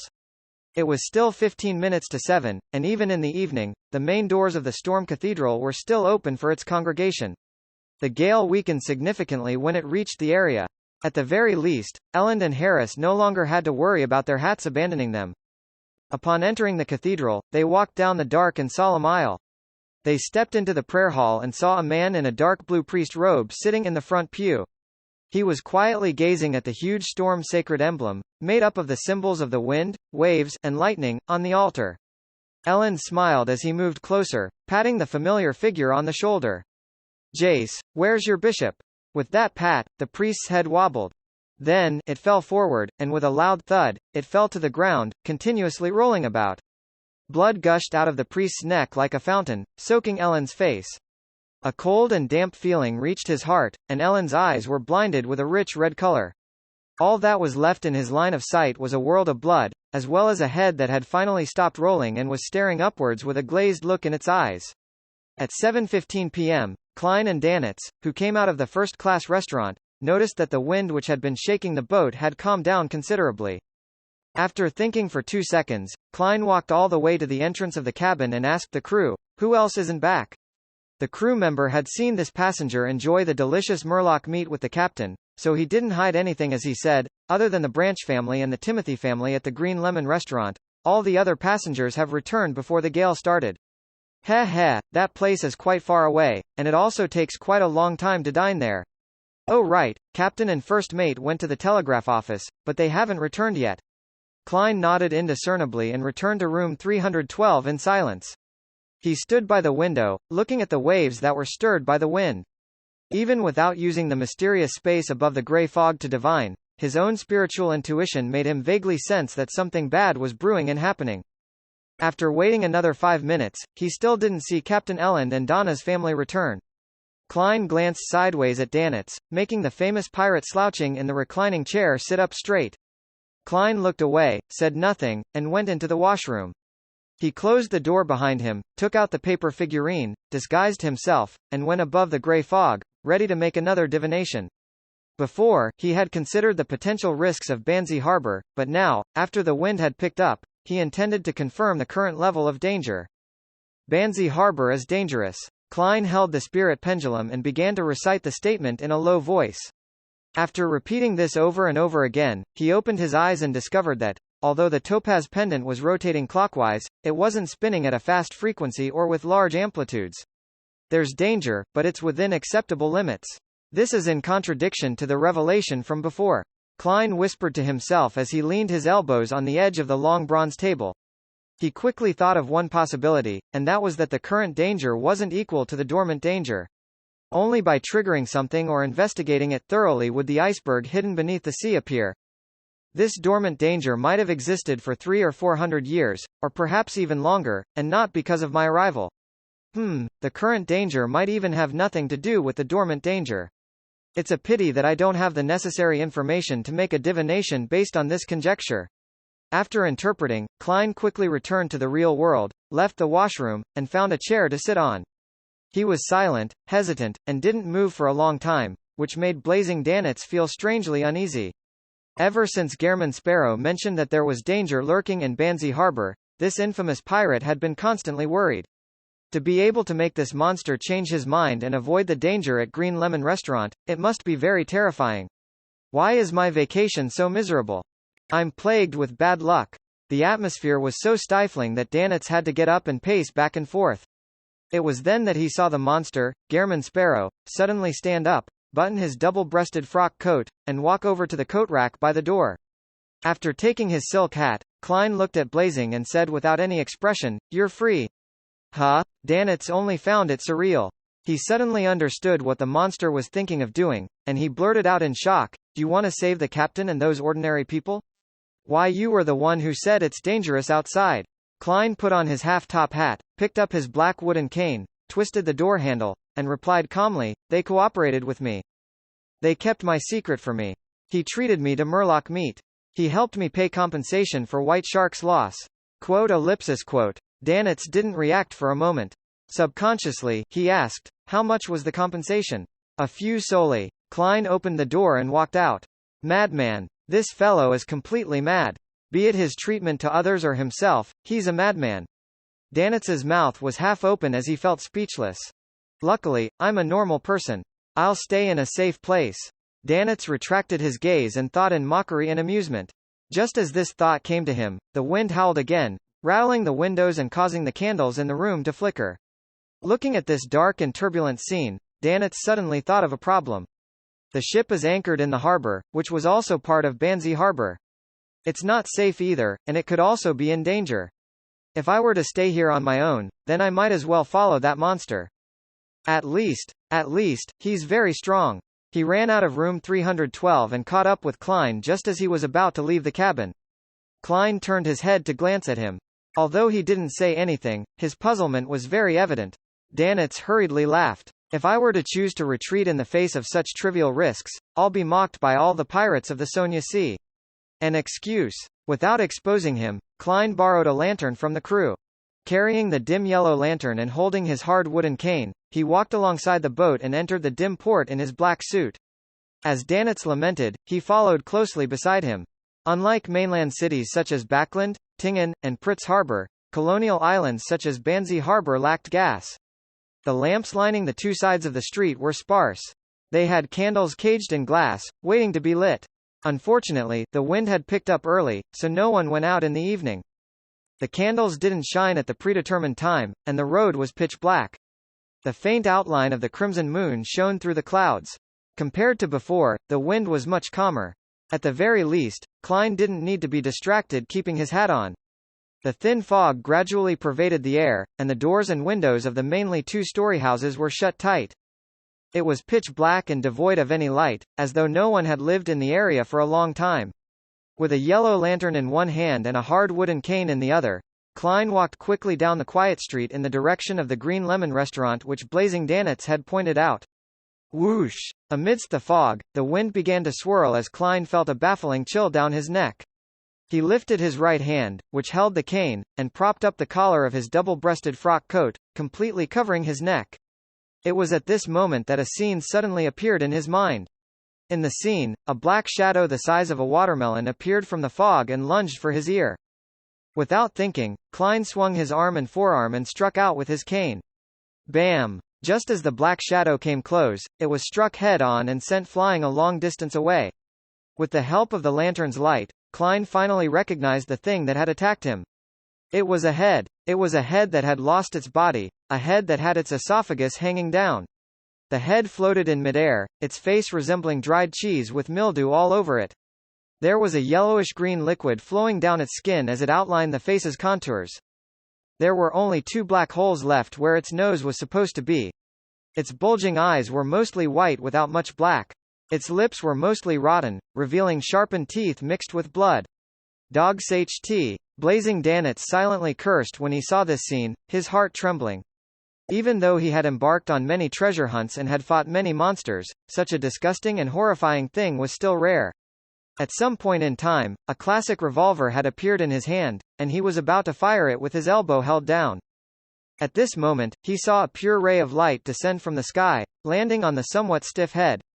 Ah! A blood-curdling screech rang out, and the shriveled and hideous head was quickly vaporized before dissolving into ashes. It didn't leave a single trace behind. How weak! Danitz subconsciously commented. Is this monster, Gehrman Sparrow, from the Sun Pathway? Doesn't look like it. He likely relied on what should be some sort of mystical item. I didn't even realize it just now, but Gehrman Sparrow had already discovered the enemy and attacked. He really is very strong. Danitz quickly turned his attention to something else. Just as his thoughts were settling down, he saw a similar head fly out from the fog to his side from the corner of his eye. It was trying to bite his neck. Bang! Danitz calmly pulled the trigger. The brass bullet accurately hit the head covered in mold, shattering the head's glabella as it fell backwards and stopped in midair. Soon after, a crimson ball quickly expanded above Danitz's empty left palm, and a fiery light began to swirl. He leaned forward and dragged his arm before throwing the fireball, causing it to crash into the stiff head. Flames soared up as the head burned red. The skin on the head quickly charred, emitting a sizzling sound. However, it lunged forward with its mouth wide open, ready to bite Danitz's neck as though it wasn't affected. This turn of events was somewhat out of Danitz's expectations. He nearly failed to dodge in time, and he hurriedly rolled forward, barely dodging fatal damage. A bright scarlet color appeared on his left palm once again, but the flame didn't expand this time. Instead, it shrunk, layer by layer. Within a second, Danitz threw out the orange fireball, which was only the size of an eye, while dodging. The fireball was controlled by his spirituality. It drew an arc in the air and accurately flew into the mouth of the shriveled head. Boom! The fiery light flashed, and the explosion splintered the flying head from the inside out. Countless pieces of it, along with its blood, splashed everywhere. I've finally finished it. Danitz rolled to his feet and breathed a sigh of relief. Only then did he realize that this monster which only had a head wasn't easy to deal with. Yet, Gehrman Sparrow had killed one with ease. It's mainly because the Beyonder powers in the Sun domain restrain such things. Danitz added scornfully in his heart. As he thought of this, he turned his head to the side and realized that Gehrman Sparrow hadn't waited for him. With his cane and lantern, he was jogging into the distance, his black coat fluttering behind him slightly. Dogs HT, wait for me, wait for me. Danitz's pupils contracted as he widened his pace to chase after the man. He didn't dare to stay on his own in the thin fog and dim surroundings. Inside the Green Lemon restaurant, Donna looked at the white porcelain bowl in front of her and the dark red bloodcakes in it. She thought of the strange horror she felt when seeing the customers eating just now, as well as the blood oozing out of the headless cloaked man's neck. Her throat moved and she almost vomited. Donna decided to give up the delicacy, even though the fragrance had already seeped into her nose. She ate some salad and mashed potatoes without much thought and waited for the wind outside to die down. She felt the clock on the wall moving ever so slowly. Time passed by the second. The customers at the table paid their bills and left the second floor. The second floor became quieter and quieter as it turned emptier and emptier. Thud, thud, thud. Donna felt that the sound of feet on the wooden steps as they descended were frustrating. Finally, she noticed that the trees outside were no longer swaying, and the ground was littered with all sorts of junk. The wind has stopped, Donna said, pointing excitedly to the window.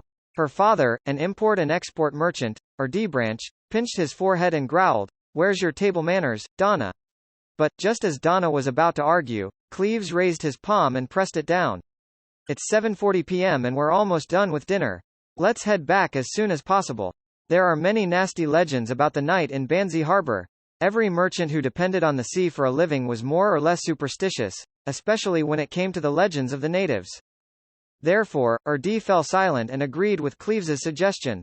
He quickly foot the bill and led his family and bodyguards down to the first floor. Cleves was about to open the door to find his way when a creaking sound came from a nearby room. Donna almost screamed out in fright and gripped Denton's hand tightly.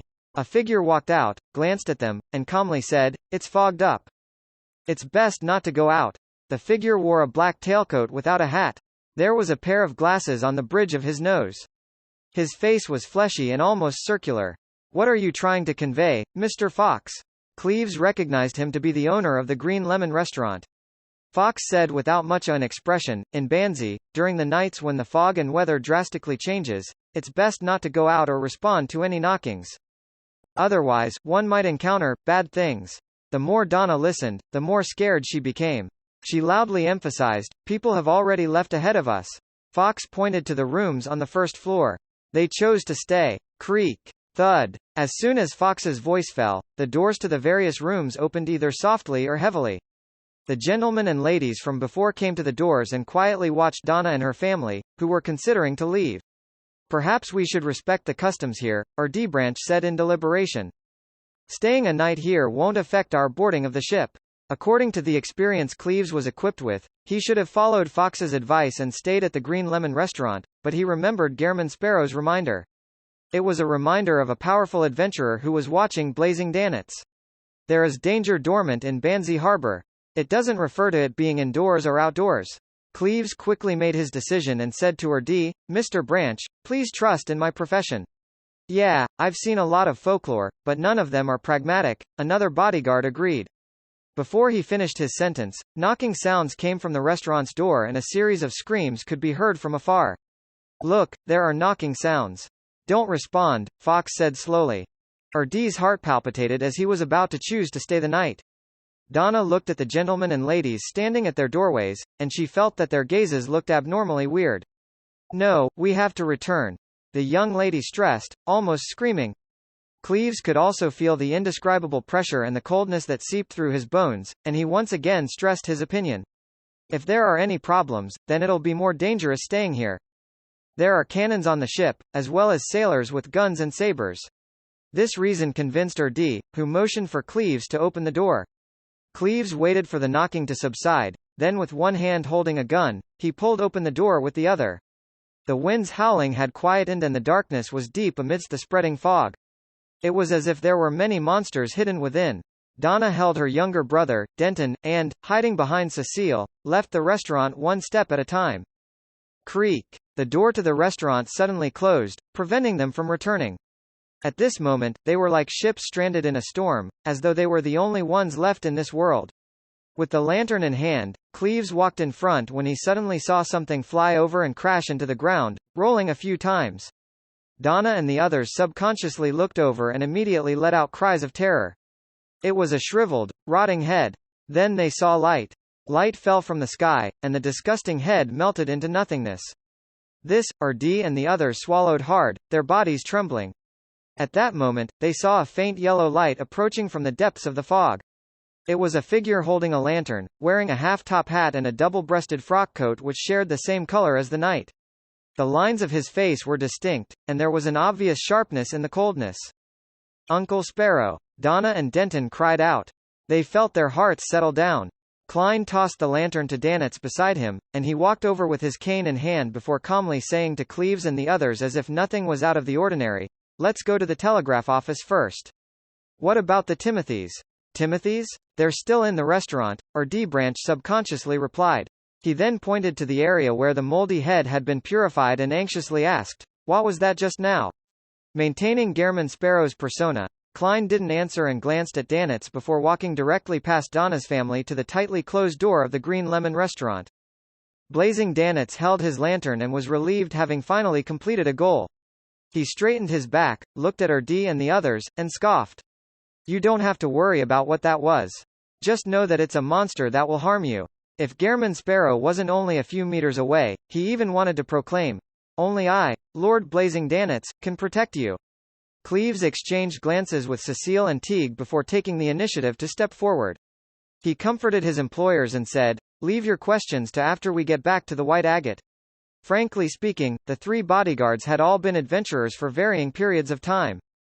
However, their understanding of monsters was still stuck at the level of folklore or stories of their drunken peers.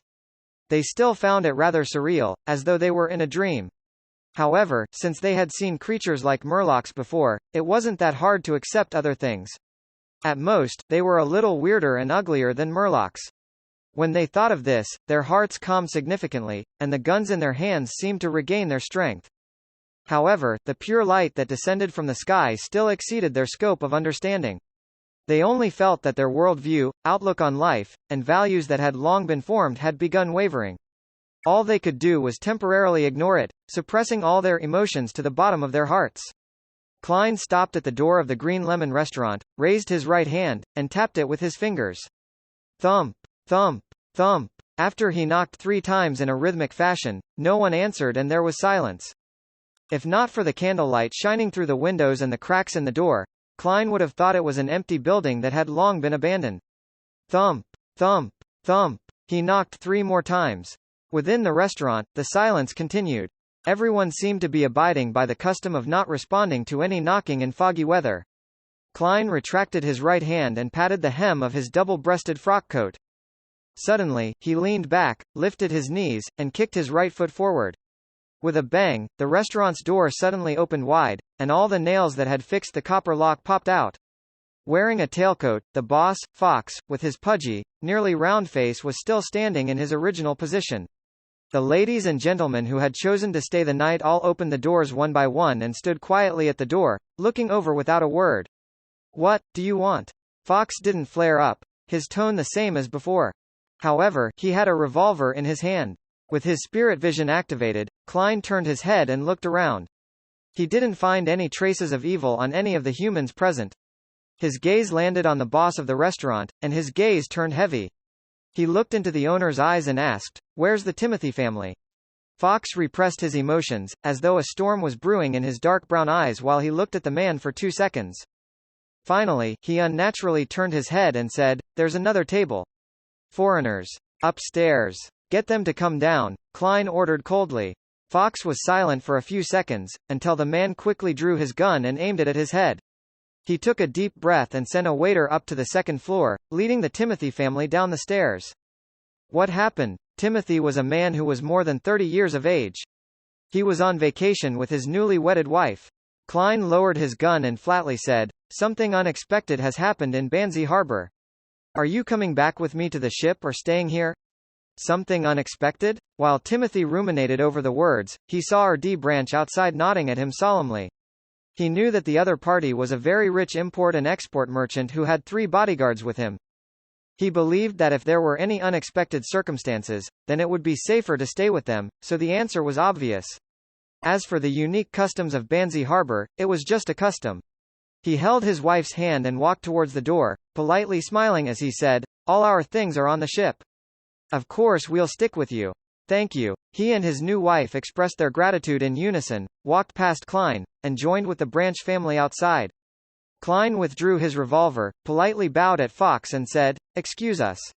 With that, he turned around and walked towards Cleves and Company, who were illuminated by the light leaking out from the restaurant. With a thud, the door of the Green Lemon restaurant closed once again, swaying slightly in the wind. Klein had actually noticed an unusual, subtle atmosphere just now, but since his spirit vision failed to obtain anything, he didn't wish to investigate it too deeply, lest he ignite the huge danger lurking in Banzi Harbor. He returned to Danitz's side and did a headcount with the light of the lantern. Donna's family of 4, their 3 bodyguards, the Timothy couple, and several servants are all present. Klein switched the hands in which he held his revolver and cane with, lifted his gun-wielding right hand, slipped it deep into the double-breasted frock coat, and rubbed the sun brooch. With a flash of dark golden light, an invisible force quickly spread outwards, flooding everyone present like a wave. Instantly, Donna and the others felt as if they had arrived in the south, like they were bathing in warm sunlight that dispersed the cold chill within their bodies. They were no longer as nervous and worried, as if they had found their courage again. The remnant black colors obtained from the special cured meat from Demir Harbor quickly disappeared along with the extremely minute amounts of wicked feelings. Sun Halo was able to enhance the courage of one's companions within a 20-meter radius and purify any evil forces within them. With the help of the brooch and while under the control of Klein's spirituality and psyche, he could use the power of the sun to bypass any targets he didn't wish to help. "Let's head to the telegraph office first," Klein repeated himself as he held his cane in his left hand and his revolver in his right. After getting his bearings, he proceeded forward. Danitz followed his directions and walked diagonally to the side. Cleves, Cecile, and Teague very professionally took charge of security for the other 2 flanks. With a party of more than 15 people, it's easy for us to suffer losses once we're attacked. Moreover, only Blazing can truly be considered a helper. What should I do? Thinking back to the monsters he had encountered, Klein suddenly slipped the revolver back into his underarm holster and handed the cane to his right palm.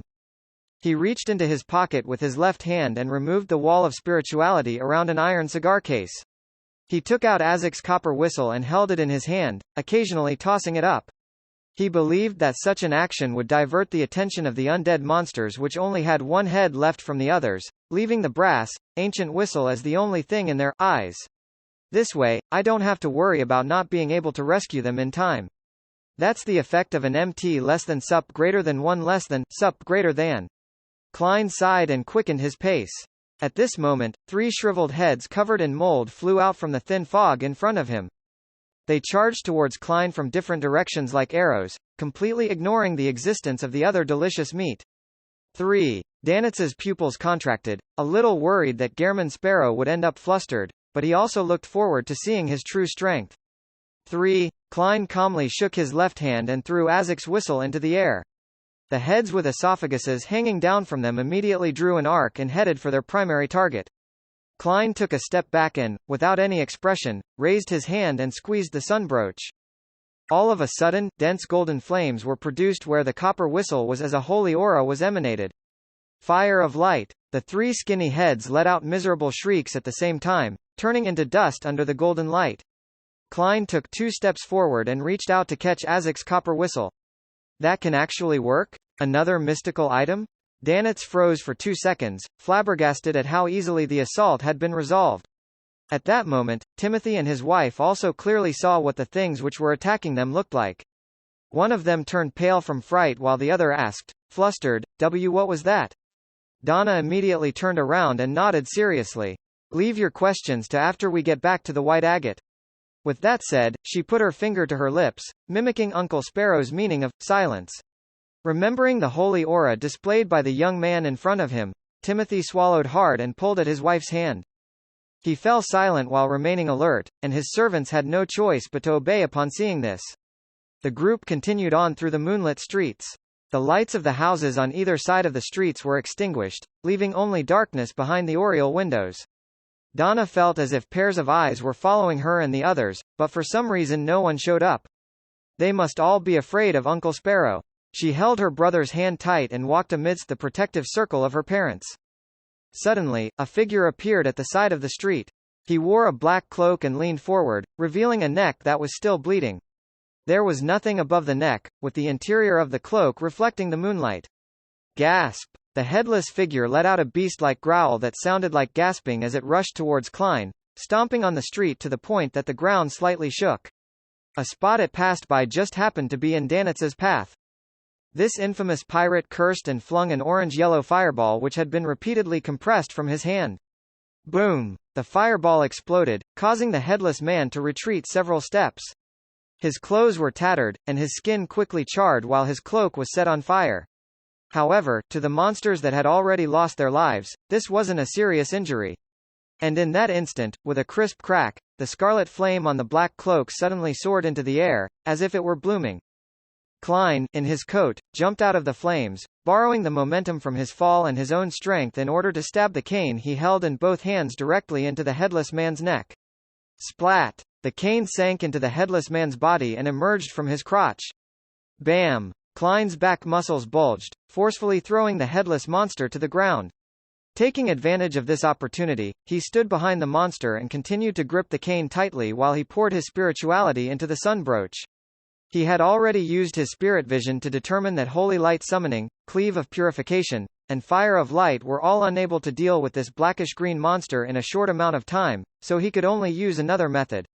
5 seconds, 4 seconds, 3 seconds. The headless man struggled with all his might, but like a snake, he fell to his knees and was firmly nailed to the ground by the cane. 2 seconds, 1 second. Klein opened his mouth and spat out a word in ancient Hermes. Sun. Specks of radiance appeared and turned into water droplets that sprinkled over the headless man's body. Sizzle. When the blackish-green gas was emitted, Klein let go of his cane and took 2 steps to the side. Within the sparse rain, the headless man continuously twitched before finally calming down, eventually melting into a pool of blood. No Beyonder characteristics. This means it's not the real enemy. At most, it can be considered as a created servant. Klein withdrew his cane, turned, and walked back to the group. So cool. Denton let out a belated cheer. Donna's eyes sparkled. He was still borrowing the powers of a mystical item. However, his phasing away during the flames has indicated his true strength. He really isn't easy to deal with. Blazing Danitz retracted his gaze, feeling that his decision not to mindlessly run off had been extremely wise. 7 or 8 minutes later, the group that cleared out 2 more waves of monsters arrived at the Banzi Port's telegraph office. Cleves took the initiative and knocked on the door. Who is it? A gentle female voice came from inside. We're looking for the captain of the White Agate, Mr. Elland, Cleves answered through the door. In the quiet night, the woman's voice spoke at a moderate pace. He and his first mate went next door to the cathedral. The person speaking sounds odd, or is she like that only on similar nights? Klein flicked a gold coin and confirmed that she wasn't lying. As they were preparing to leave, the female voice in the telegraph office hesitated and said, Can you guys help me take note of someone? He's my colleague. He went out before the wind started tonight, and never came back. His name is Pavo Court. Pavo Court. Cleves didn't directly answer the woman behind the telegraph office's door. He turned to glance at Gehrman Sparrow, waiting for his decision. In the eyes of this former adventurer, it was a difficult task for 15 people to get back to the White Agate safely. They couldn't and shouldn't be distracted by helping her search for someone. However, he was well aware that the current pillar of support was Gehrman Sparrow and Blazing Danitz. They were the only ones who had the right to decide on the matter. Klein remained silent for 2 seconds, then he spoke in a measured voice. What does he look like? He believed that having more information would help him escape this strange, foggy city, so he casually asked in passing. As for whether he would help take note of the person's whereabouts, it all depended on what happened next. While inquiring, Klein also warned himself not to pursue the matter too deeply or else it might risk triggering the danger dormant in Banzi Harbor. Between understanding the situation and avoiding the risks, he had to engage in a balancing act. No more, no less, without leaning too far left or right. This might be an easy or difficult feat, because no one knew what would happen once he took the step. He could only judge based on his experience and intuition, and he could fall into a pit at any time. This left Klein highly stressed as his mind whirled at an unprecedented speed. In the dense darkness and thin fog, the telegraph office's door remained tightly shut. The woman inside paused and said, "He's a very handsome man. He has 2 eyes, 2 ears, a nose, and a mouth." Why does this answer sound so scary? Is there something wrong with this woman? According to the customs of Banzi Harbor, she shouldn't have even responded. Blazing Danitz had the urge to kick open the door, rush into the telegraph office, and check the situation inside. It was at this moment that he saw Gehrman Sparrow put his hand on his hat and turn to the side. Storm Cathedral. Klein briefly stated their destination. He didn't bother with whether there was anything wrong with the woman at the telegraph office. It was just like how he didn't delve into the secrets of the owner of the Green Lemon restaurant or the customers who had chosen to stay the night. The wind was getting lighter, and the fog was thinning. The candlelight from the cathedral was shining through the narrow windows high above, like a beacon in a storm. After Klein used Sun Halo again, Donna and the others regained some of their courage, like people who had fallen into the water and desperately grabbed onto the last straw. They hurriedly walked on the empty streets in silence. Soon they arrived outside the Storm Cathedral, but the doors were shut tight. Glancing at the Storm sacred emblem on the door, Klein raised his hand and knocked 3 times. Thump, thump, thump. A vigilant male voice immediately came from behind the door. "Who is it?" "Gehrman Sparrow," Klein replied straight away. He could already tell that it was Captain Elend. "Why are you here?" Elend asked again without opening the door. Klein raised his cane and calmly said, "You helped me pay White Shark's compensation." After a moment of surprise and amusement, Elend made an initial confirmation that it was the real Gehrman Sparrow outside. At the very least, even a monster adept at disguising wouldn't have known something that was privy only to the 2 of them. He still felt hesitant until Cleves, or D-Branch, Donna, and company sounded out in succession. Only then did he relax and allow his first mate, Harris, to unlock and open the door. A heavy clunking sound rang out, and Klein saw Elend in his boat-shaped hat, sword in one hand, and musket in the other. "Something happened here too?" he keenly asked, based on his conclusion from the situations from before. Elend stepped aside to let Donna and the others in. Then he pointed at the prayer hall and said, "The priest I knew, Jace, died in there. He was decapitated, and Bishop Millet is nowhere to be found. Same for the other priests.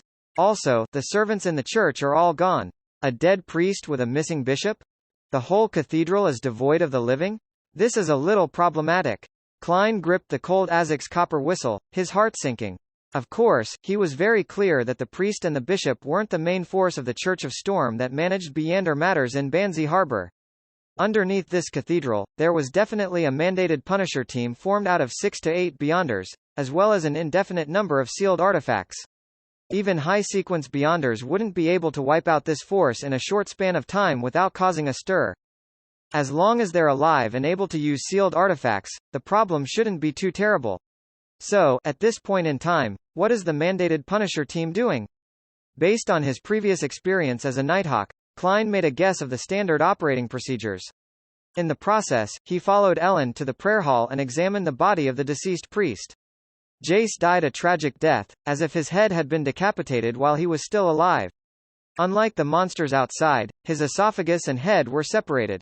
With Klein's spirit vision, this priest no longer had any remnant spirit. It would be very difficult to have a successful spirit channeling ritual. Is it due to a unique killing technique, or has it been dealt with accordingly? It's different from the monsters outside.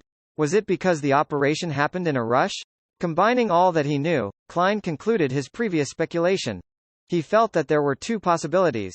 1, there was something of local origins, perhaps a living sealed artifact or a mid-sequence Beyonder, who had lost control underground. It escaped the cathedral and killed Jace while fleeing, causing the abnormal changes in Banzi Harbor. The bishop, priests, and mandated punishers were in desperate pursuit, attempting to form a seal again or get rid the perpetrator. The servants had been led underground and were under the protection of the remaining mandated punishers. But this didn't explain the strange behavior of the residents of Banzi Harbor. The second possibility was that the primitive sacrifice ritual to the god of weather had been resurrected in a number of people in Banzi Harbor, and that the flying heads and headless monsters were in adherence with the descriptions of flesh and blood consumption in the sacrificial rituals and the burying of heads in the altar. And due to some unknown reason, this group of people had raided the cathedral and killed Reverend Jess. The rest of the population had more or less understood the situation, but they had opted for silence. They might have already assaulted the area underground and are currently engaged in an intense battle with the mandated punishers, priests, and the bishop, who are aided by sealed artifacts. They might have transformed all the servants into monsters or thrown them out. It can also be that they're under pursuit from the Beyonders of the Church of Storms, and the servants have been sent underground to receive protection to prevent any accidents. From the fact that Jace's corpse hasn't been used, there's a possibility that it's the latter development. If I were to head underground to confirm the situation, I'll definitely be attacked since we're unfamiliar Beyonders. Besides, the remnant strength might not be sufficient. Klein looked at the priest on the ground and realized that his Beyonder characteristic had condensed into a blue sapphire by his neck. He retracted his gaze and didn't pick up the item. He didn't want to attract the violent retaliation from the short-tempered Church of Storms, so he turned to Elend and Harris. Let's return to the ship first. He casually tossed the gold coin and confirmed that there was no battle currently going on underground. In any case, regardless of whether there were any mandated punishers present, the cathedral grounds were no longer suitable for prolonged stays. After all, Klein wasn't sure if his guess was right, and he could only make the safest choice. All right, Elend had no desire to stay here either, being in a situation where he waited nervously for any changes to befall him. As long as he returned to the White Agate, he would have many cannons and many sailors that could withstand accidents to a certain extent. After a short rest, the group left the cathedral. With the addition of Elend and Harris, the team's defense clearly became much tighter. Klein no longer needed to toss the copper whistle to attract the monsters, so he stuffed it back into his pocket. Shall we send a telegram to the Church of Storms' headquarters to report on Banzi Harbor? After a few steps, Elend made a cautious suggestion. This way, even if there were major unforeseen events, as long as they held on, they would eventually be saved. Klein didn't object. Walking through the thin fog ahead of him, he calmly said, "We'll pass by the telegraph office." Phew! Blazing Danitz breathed a sigh of relief, then his heart skipped a beat. He was afraid that the Church of Storms would perform investigations and discover that an infamous pirate had played an important role in this matter, and by then, he would probably still be trapped on the White Agate. Although I saved people, the mandated punishers aren't friendly to those who don't belong to them, especially when I'm a pirate. Stumped for a moment, Danitz decided to get over the immediate danger before considering other matters. After walking for a while, they saw the telegraph office in sight. A faint yellow light suddenly emerged from the side street and approached them from the depths of the fog. It was a middle-aged man carrying a lantern. It was a middle-aged man carrying a hurricane lamp. He wore a dark blue bishop robe embroidered with the symbol of the storm. His head was bowed and his face was pale. He was wheezing as he staggered while walking. Elend focused and blurted out, "Bishop Millet?" The middle-aged man looked up, raised his hurricane lamp and said, "Elend, is it?" At this moment, Klein took a step back, letting Elend stand out. He didn't wish for the Bishop of the Church of Storms to pay notice to him. Danitz even shrunk his neck back, using Erdi's plump body to block himself. "Yes, Your Excellency. Jace is dead." What happened? Elend wasn't a novice, so he didn't directly step forward. Bishop Millet coughed and said, "An old custom has been revived, and a group of heathens with dirty blood running through their veins are beginning to offer live sacrifices and are consuming their flesh and blood. Jace noticed that they were problematic and ended up being killed by them. The matter can no longer be covered up. They used the sacrificial ritual to change the weather and tried to attack the cathedral. They were defeated by the mandated Punisher and fled to the mountain. They escaped to the cave where the altar is. I was injured in combat. Without being able to hold out much longer, all I could do was slowly make my way back." Just as he finished speaking, a bright ball of light burst out of the distant fog, as if countless bolts of lightning were striking down. With the help of this light, Klein and the others could see the fog-covered mountain range by the shore, as well as the peak which was connected to thunderstorms. To a certain extent, this confirmed Bishop Millet's claim.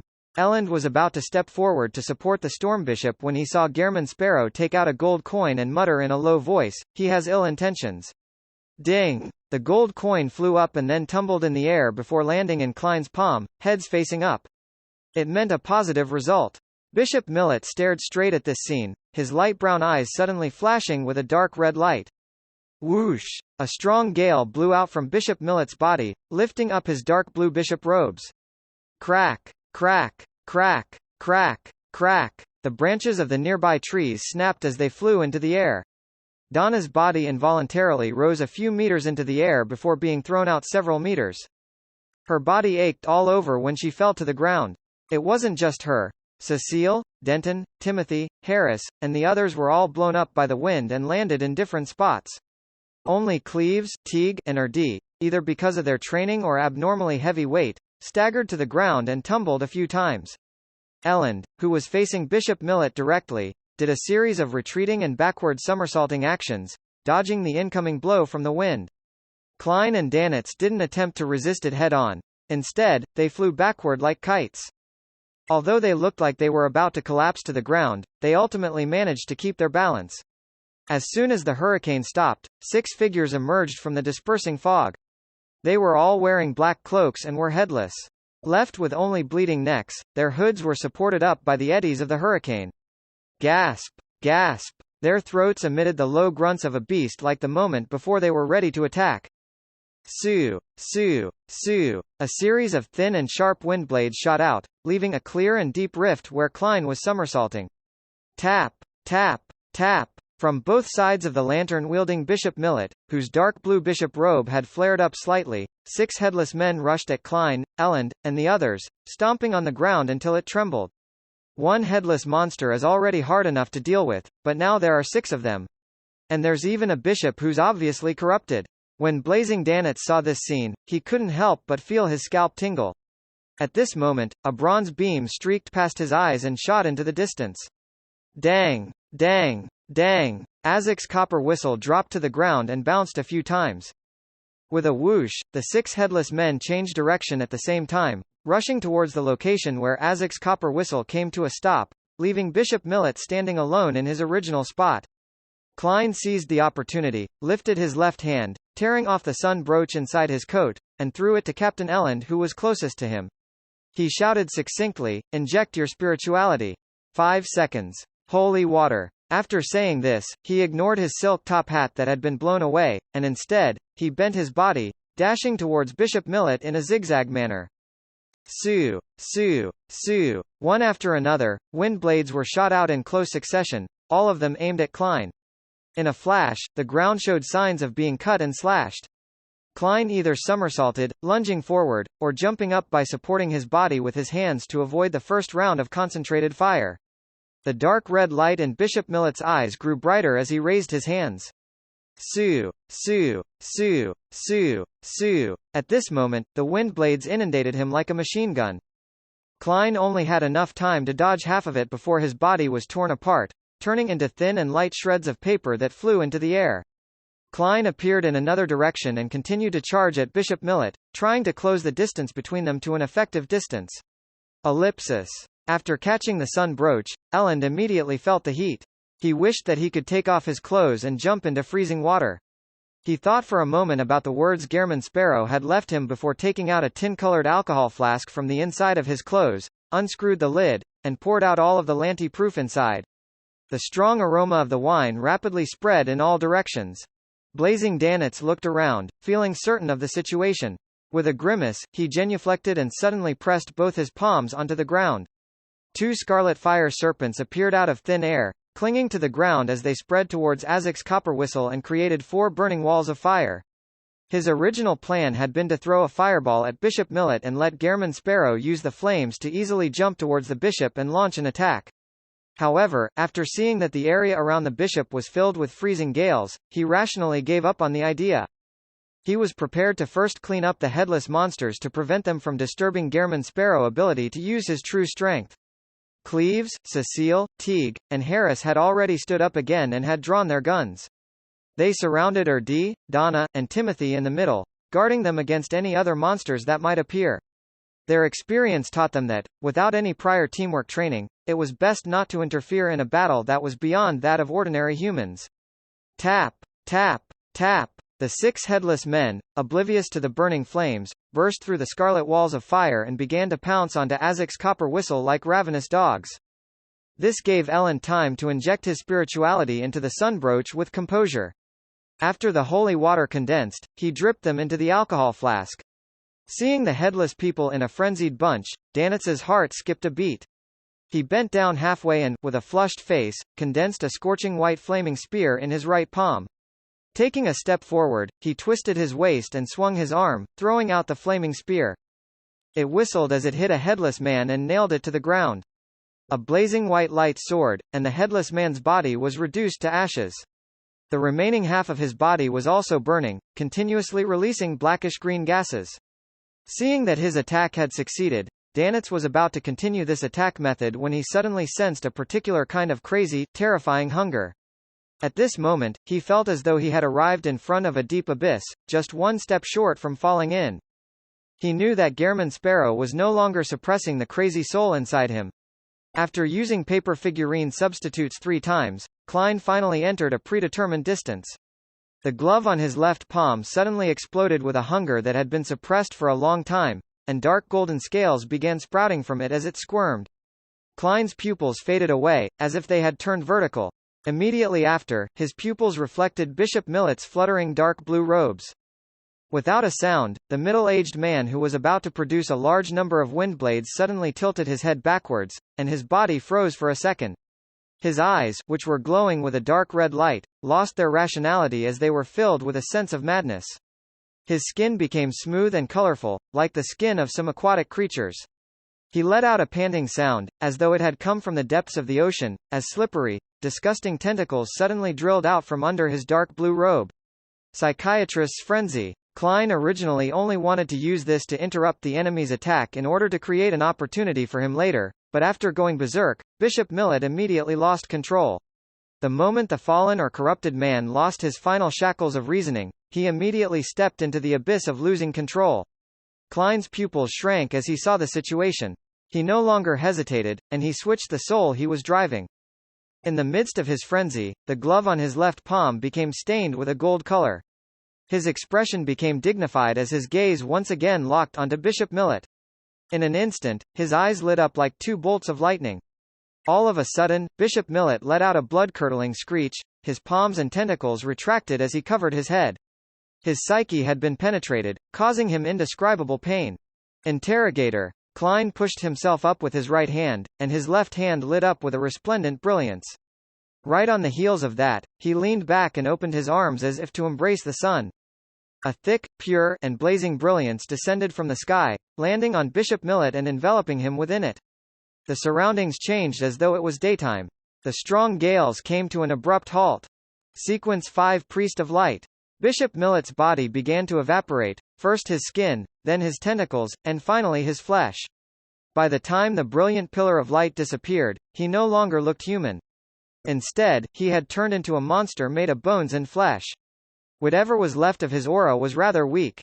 However, he wasn't dead. The vitality of a rampager was stronger than ever before.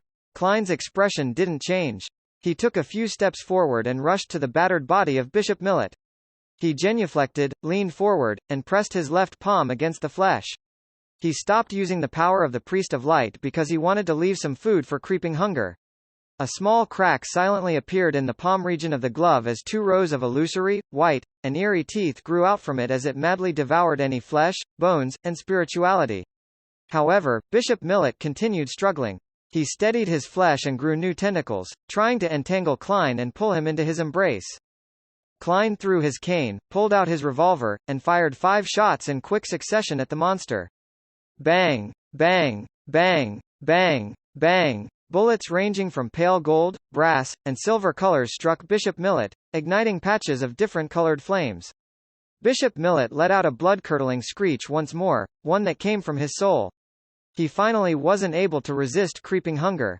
Even his flesh and soul were transformed into a torrent that poured into the insatiable mouth. In just 2 or 3 seconds, all that was left on the ground were clothes, money, and specks of dark blue and green light blobs. This was the difference between devouring and grazing. Klein wanted the latter more, but there was no other food around. Meanwhile, Captain Elend had already created 2 rounds of holy water inside his alcohol flask. Danitz hurriedly shouted at him, "Throw it over." Without hesitation, Elend threw the alcohol flask towards the headless men who were still vying for the copper whistle. Ahem. Danitz cleared his throat and stood up straight. He leisurely inserted his left palm into his pocket and pushed forward with his right hand, quickly forming many scarlet fire ravens around him. These half-illusionary fire ravens flapped their wings and flew out, following different trajectories of attack. At the same time, they collided with the alcohol flask which happened to be right on top of the group of headless people. Rumble. The alcohol flask shattered as sun-holy water splattered everywhere. Sizzle. The remaining headless people were all drenched as they screamed and twitched in pain before falling to the ground. They melted away quickly into blood as Azek's copper whistle lay still in the middle of the purified area. It's resolved. Gehrman Sparrow is really strong. Even if he encounters Captain, he'll have the ability to resist her. It's a pity that I didn't get to see what Beyonder powers he had used. Danitz turned his head to look at Klein, who was standing in front of the remains of Bishop Millet, and silently sighed. Then he saw Gehrman Sparrow glance at him coldly. Subconsciously, Danitz dejectedly ran out and picked up Azek's copper whistle. Donna rubbed her bruised arm and saw Uncle Sparrow in his long black coat walking back a few steps before stooping to pick up his half-top hat, silently dust it off, and put it back on. After Klein retrieved his hat, Bishop Millet's Beyonder characteristic had already been fully condensed. It was only the size of a thumb and was translucent and light blue in color. However, from time to time, green streaks would appear like a tidal wave that approached a black hue. Opening the revolver's cylinder, Klein shook it, dropping the empty shells that were either gold, silver, or brass in color to the ground, creating crisp tinkling sounds. Then, he calmly took out a speedloader he had prepared earlier and loaded other Beyonder rounds bullet into the gun. After doing all this, he put away the revolver, bent over to pick up Bishop Millet's Beyonder characteristic, and stuffed it into his pocket without paying too much attention to it. Klein picked up his cane and turned back to the group after taking a few steps. He pulled out a paper figurine and flicked it like he was lashing a whip. Paw! The paper figurine was quickly ignited. It flew out of his hand and turned into specks of scarlet light that fell to the ground, extinguishing into dust. How cool! Denton forgot the pain from his fall and stared intently. It's like Uncle Sparrow is setting off fireworks. Donna nodded in agreement with her brother's words. After using paper figurine substitutes to interfere with the information and traces in the area, Klein looked in the direction of the way back and said calmly and concisely, "Leave this area." With that, he turned around and walked away at a leisurely pace. He took the sun brooch and Azek's copper whistle from Elend and Danitz respectively. Erdi and the others didn't make useless comments, nor did they cry out in pain. They followed quietly behind. In the battle just now, they had fully witnessed the uniqueness of Beyonders, especially Danitz's flaming powers. It was the most eye-catching and obvious. It left them a deep impression, making them fully realize that this wasn't something ordinary people could intervene in. All they could do was abide by the instructions and follow closely behind. Only by doing so could they guarantee their survival. Compared to Danitz, the battle between Klein and Bishop Millet mainly involved invisible windblades and the truly intangible psyche domain. Other than the holy light that seemed to descend from the gods and the frightening sight of Bishop Millet's loss of control, the entire battle seemed completely calm, so it didn't deliver a shock to the onlookers. As they passed by the area they had just been in, Cleves, Cecile, and the others suddenly stopped in their tracks.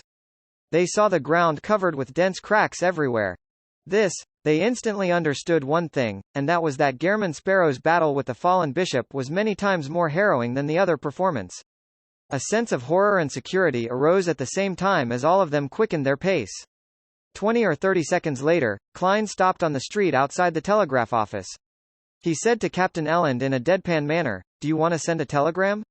After saying that, he couldn't help but remind him, "Do not force your way in." All right. On this strange night, Elend was just as cautious.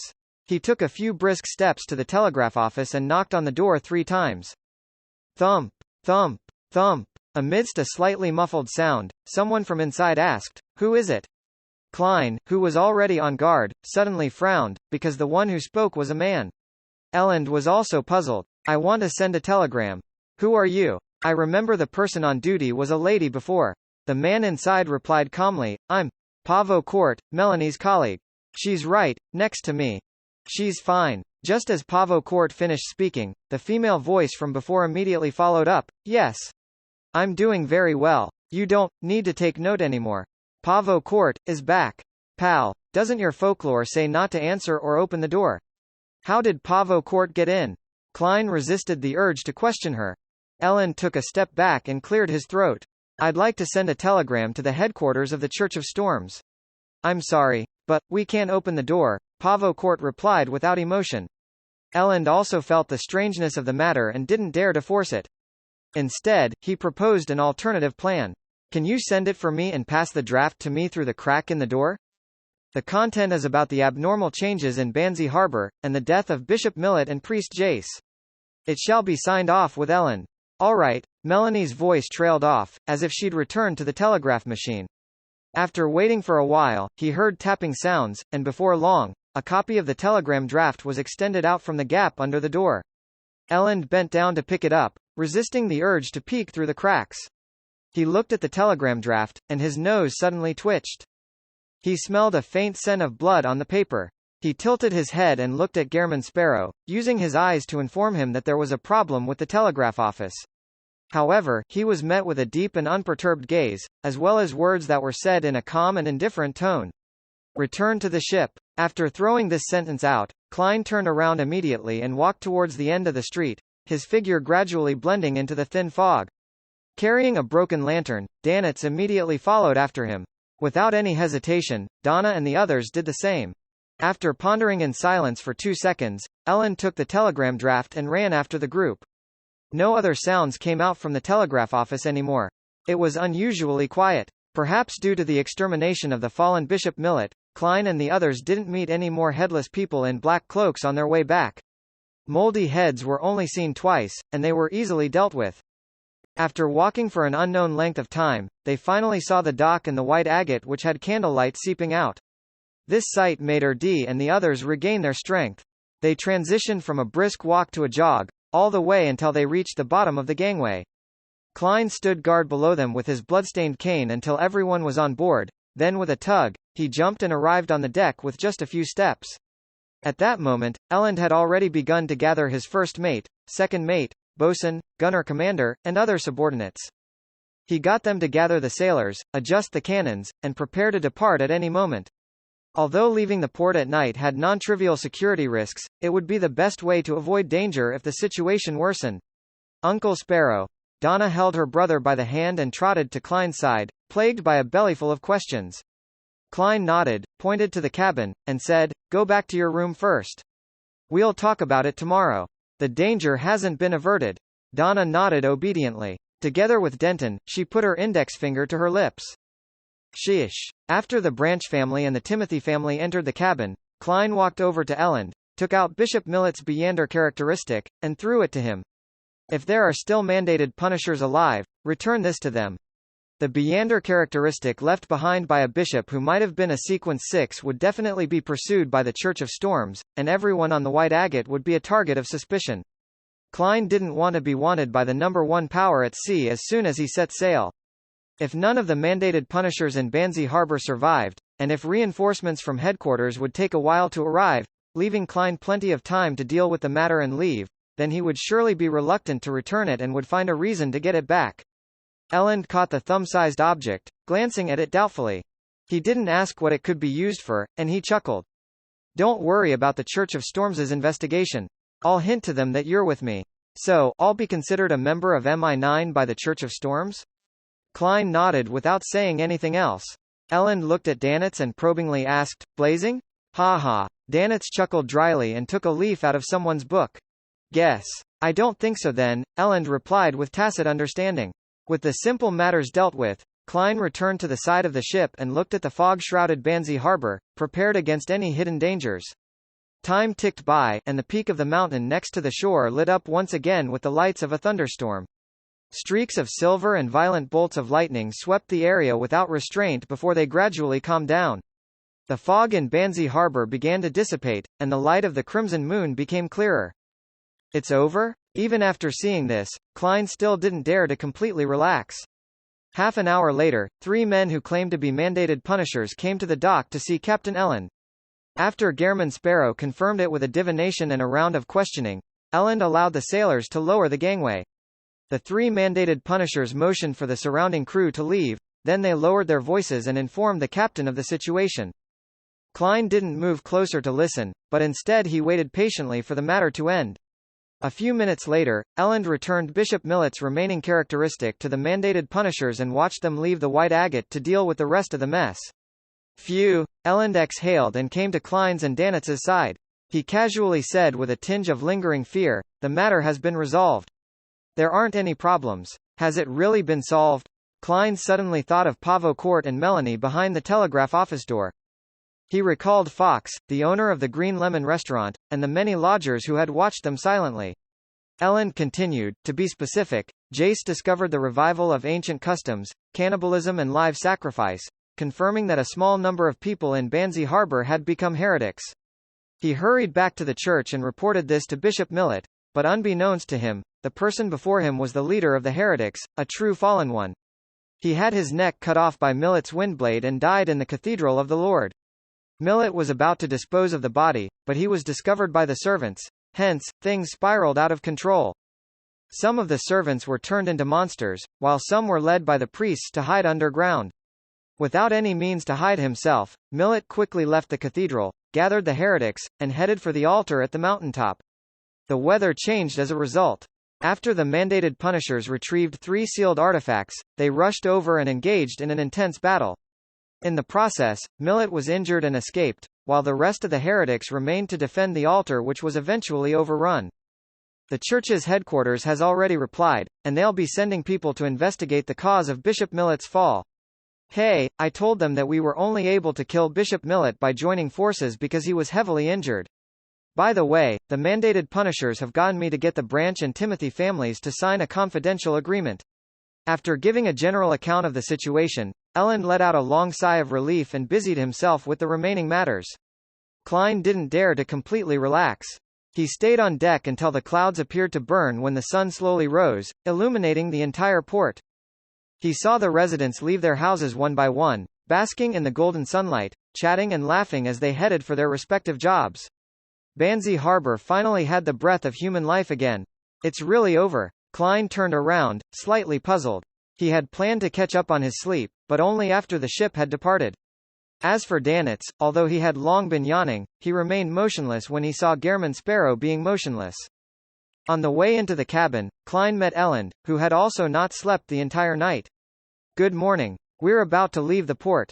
There's nothing to worry about," Elend greeted with a smile. As he spoke, the white agate's whistle sounded. Upon hearing the sound, Klein secretly exhaled, deciding to put all his doubts behind him. He didn't want to think about Banzi Harbor anymore, so he nodded in response. Elend stretched his neck and commented with a sigh, "Last night, I had a mystical feeling that the old Binzi and the modern Banzi Harbor overlapped." Klein had intended to walk past him when he suddenly grasped a word and asked with a grave expression, "Binzi? Heh, that's the ancient name of Banzi Harbor. 300 or 400 years ago, it was called Binzi Town. Later, due to its pronunciation and other factors, it gradually evolved into Banzi," Elend introduced in passing. Klein's pupils shrank when he heard the answer. He remembered very clearly that the evil spirit in Backlund's underground relic had once mentioned that if one wanted to find one of the founders of Rose Redemption, the former king of angels, Medici, and his descendants, one could go to Binzi Town to try their luck. Binzi. Klein's heart seemed to freeze over, inch by inch. A chill radiated from the depths of his bone marrow. He jerked his gaze back to the harbor, to the scenes of the telegraph office with its tightly closed doors and the lodgers in Green Lemon restaurant who were silently staring at him. Report chapter. If I had probed deeper, then there might be a high probability that I would have attracted the Rose Redemption or even a hidden Red Angel. There were several times where I danced at the edge of a cliff. Luckily, I managed to restrain my impulse and curiosity about the weird situation at Green Lemon restaurant and the telegraph office. Klein retracted his gaze, finding the sunbrooch inadequate in keeping his back from oozing with a layer of cold sweat. Compared to the arrival of the true creator, this unknown and undetonated situation was much more horrifying. At least, Klein couldn't help but imagine what would have happened if he kicked the telegraph office's door open, or if he went around to the back, flipped the window, and entered the room. He constantly imagined all sorts of strange and terrifying scenes, which frightened himself quite a bit. At the same time, he decided to produce sun-holy water for the passengers who had eaten at Banzi Harbor last night, in order to avoid any remaining dormant dangers. "What's wrong?" Elend sensed Gehrman Sparrow's abnormality. "I just remembered something." Klein used his clown's powers to keep his facial expression normal, but inside he was glad that he didn't take the risk last night and had now successfully left Banzi Harbor. As for the secrets of Rose Redemption and the King of Angels, he only had one thought in mind: quickly report it. If he didn't report it, was he allowing them to usher in 1351's new year? If he chose to hide the truth and wait until he had a sufficiently high sequence or enough strength to explore and reap the corresponding benefits, then Klein felt that he would feel very guilty and end up carrying a heavy burden if something happened during that time, causing the danger to be triggered prematurely, or if the remnant heretics would cause the death of one innocent passenger after another. That would only push him closer to losing control. Of course, reporting the matter needed to be done in a correct and astute manner. Klein wasn't foolish enough to tell Ellen directly or write an anonymous letter to the Church of Storms, which would then lead to a lot of trouble. First, the authorities would definitely investigate Gehrman Sparrow's background, and things could be easily exposed if thorough investigations were made. Secondly, this identity might be exposed to the Rose Redemption, which might attract a King of Angels' pursuit. What Klein intended to do was to use the world to mention the anomaly in Banzi Harbor when the tarot gathering was held in 2 days. He would then have the fool to lightly allude to Rose Redemption and a King of Angels. As a member of the Church of Storms, the hanged man would naturally know what to do next. This would be a chance for him to perform a deed of merit. As for the blood of the direct descendants of the Medici family, Klein didn't even consider it, because neither he nor Miss Sharon had the intention of rescuing the evil spirit in the underground relic. Noticing that Gehrman Sparrow obviously didn't want to mention his past, Ellen chuckled, took out a small black wooden box, and tossed it over. Klein reached out and caught it, using his eyes to express his puzzlement. The bladder of the Murloc. It can be used to make items. It's very useful at sea. The Beander ingredient of a Murloc, worth more than 150 pounds. The captain sure is generous. Klein had almost forgotten how Gehrman Sparrow should react. Fortunately, he had a lot of experience in acting. He immediately sank his face and said, "I didn't save you for a reward." Ellen laughed and said, "I'm not giving you this in return for saving me. Aren't we friends now? Isn't it normal to help a friend make up for his shortcomings when he doesn't have such items?" What he said makes sense. There's no way to refute him at all. Klein held onto the small black box and remained silent for a few seconds. Finally, he nodded. Ellen covered his mouth as he yawned before taking off his boat-shaped hat. "I need to return to my room to catch up on my sleep. See you at noon." Klein waved politely and led Danitz towards room 312. He saw that Donna and Denton were up early and waiting at the door. "Uncle Sparrow, what's that in your hand?" Donna asked curiously. Klein didn't say anything and directly opened the lid of the small black box. The interior was lined with a layer of black velvet, and sitting in the middle was a round, gem-like, transparent object. It had a blue, aqueous luster that swirled outwards. That day, the Murlocs. Denton thought for a moment. Bladder. At this moment, at Klein's signal, Danitz opened the door. Donna walked in briskly while stretching out her hand from behind her. She held a thick wad of cash that were a mix of £10 and £5 notes. "My father, my mother, Uncle Cleves, and Uncle Timothy's family asked me to pass this to you. A total of £150. Donna smiled sweetly. "They said that this isn't enough to express their gratitude. It's just to replenish the supplies you used." Those things are expensive, right? Still all right. Klein thought for a moment, then he accepted the £150 gratuity so that Erdie and other ordinary people wouldn't feel uneasy. Seeing Uncle Gehrman Sparrow put the cash and the small black wooden box into his pocket, Donna was relieved that she had finally completed the task her parents had handed her. She quickly got into character and found her true intention for visiting. She asked curiously and fearfully, "Uncle Sparrow, what kind of monsters were those last night? Are ghost stories true? Were you born with the ability to jump out of the flames and let light descend?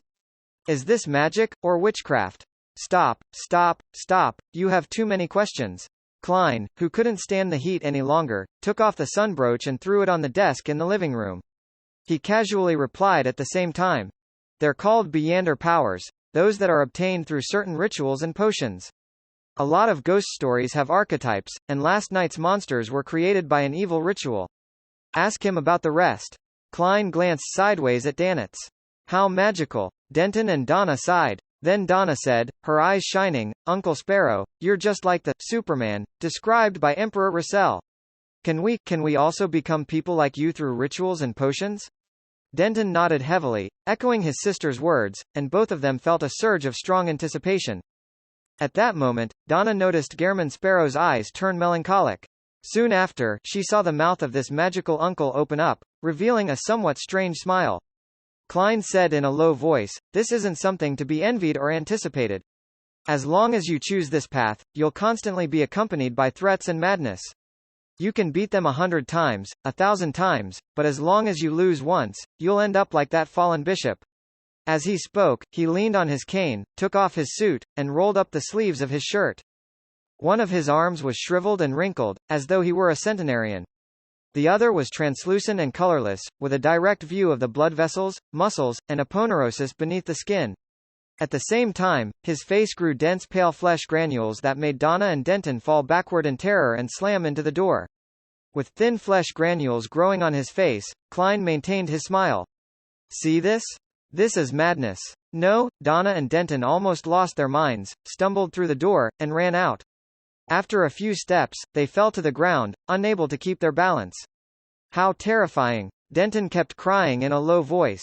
At that moment, they heard the door to room 312 clang shut. Donna gradually calmed down, not daring to think of Gehrman Sparrow's appearance again. The way Uncle Sparrow looked, the flesh granules had occupied every inch of his face. The way his arms were shriveled and translucent wasn't much better than the monsters of the night before. For some reason, she recalled his eyes and the words, "This is madness." Her vision suddenly blurred, and she couldn't stop the tears from rolling down her cheeks. Donna, what's the matter with you?" Denton was so frightened by her reaction that he forgot his fear. Donna sobbed and said, "I don't know, I just feel very, very sad all of a sudden." Inside room 312. Seeing that Klein had returned to normal, Danitz couldn't help but click his tongue. "Actually, there's no need to scare the children like this. They'll have nightmares. Just tell them that taking potions is dangerous." Just as he finished his sentence, he saw a hard wooden cane covered in blood and dirt flying over, accompanied by a sentence that wasn't in the least bit emotional. "Wash it clean." Danitz reached out to grab the cane as the smile on his face froze. Backland, Empress Borough, inside the Hall family's luxurious mansion. Audrey stood behind the white and gold railings on the second floor, watching the servants on the first floor come and go, bustling with activity. According to the customs of the Lowen Kingdom, the nobles with fiefs would leave Backland 1 week after the New Year ball, and they would return to their own fiefs, where they would enjoy a pleasant life in the countryside or in a castle. In June, they would return to the capital, where they would socialize day after day. Of course, a banker with actual power and wealth like Earl Hall definitely needed to make trips between the two places to handle many matters. However, moving wasn't an easy task. Many things had to be tidied up beforehand, and some of the servants would bring them back to the manor or castle. Only after everything was ready would the masters begin their journey. After this tarot gathering ends, I should be sitting in a steam train back to East Chester County. I hope that vampire gentlemen really can get the fruit of the Tree of Elders and the blood of the Mirror Dragon so that I can become a psychiatrist before I leave Backland. Audrey allowed her thoughts to wander. Just then, Lady Caitlin came over and asked with a smile, "Penny, for your thoughts?" "Well, you're already an adult. When you get back to Backland in June, you'll be able to find something to do. Do you have any plans?" Audrey didn't think further and directly replied, "Mother, I like to join the church's charity organizations. I want to get to know this world," she added silently in her heart. "Good idea," the Countess agreed. After giving her some advice, she walked down to the second floor and began to inspect the affairs of the family. Audrey withdrew her emotions and turned her head to the side. With a faint smile, she said to the large golden retriever that was sitting to her side, "Susie, are you looking forward to it? You can run as much as you want in the green pastures and in the lush woods." She was making fun of Susie because she had only become a gift because she wasn't a qualified foxhound. Susie instinctively wanted to stick her tongue out, but she stopped herself like a cultured lady. She answered without hiding her emotions, "Of course, I like to run, but I hate those barbaric fellows." "Are you referring to the foxhounds that father and the others rear?" Audrey pursed her lips to stop herself from smiling. She looked up at the wall clock and saw that it was almost time for the tarot gathering. Report chapter. Above the endless grey fog, the majestic palace stood still. Just as Emlyn White, who had arrived here once again, regained his vision, he saw Miss Justice opposite him looking at the end of the mottled long table before greeting cheerfully, "Good afternoon, Mr. Fool Tilda." Audrey greeted everyone, one person at a time, starting with the fool and ending with the world. This order wasn't according to the seating arrangement, but by the order of the tarot cards. The Fool was the beginning that contained all possibilities, and the World was the end that represented perfect sublimation. This was a little obsessive-compulsive disorder on Miss Audrey's part, a mysticism enthusiast. It started to appear with the increasing number of tarot club members. She really is a carefree girl of stately birth. Emlyn deliberately passed a deep judgment and politely responded to the greeting. During this process, he caught sight of the sun through the corner of his eye. He couldn't help but think of the recent days when he had been studying the detailed history of the Sanguine at the home of Baron Waymondy. There are a lot of details that I don't know about. There are indeed differences between professional researchers and amateur enthusiasts, but from this week onwards, I, Emlyn White, would be a professional researcher. Baron Waymondy has never mentioned anything related to the City of Silver, so I can't ask him directly. As the secret messiah of the Sanguine who is burdened with secrets, I have to be careful in such matters. Attending class for half a day and going to the cathedral for half a day before accompanying the dolls at night seems to be a pretty good life.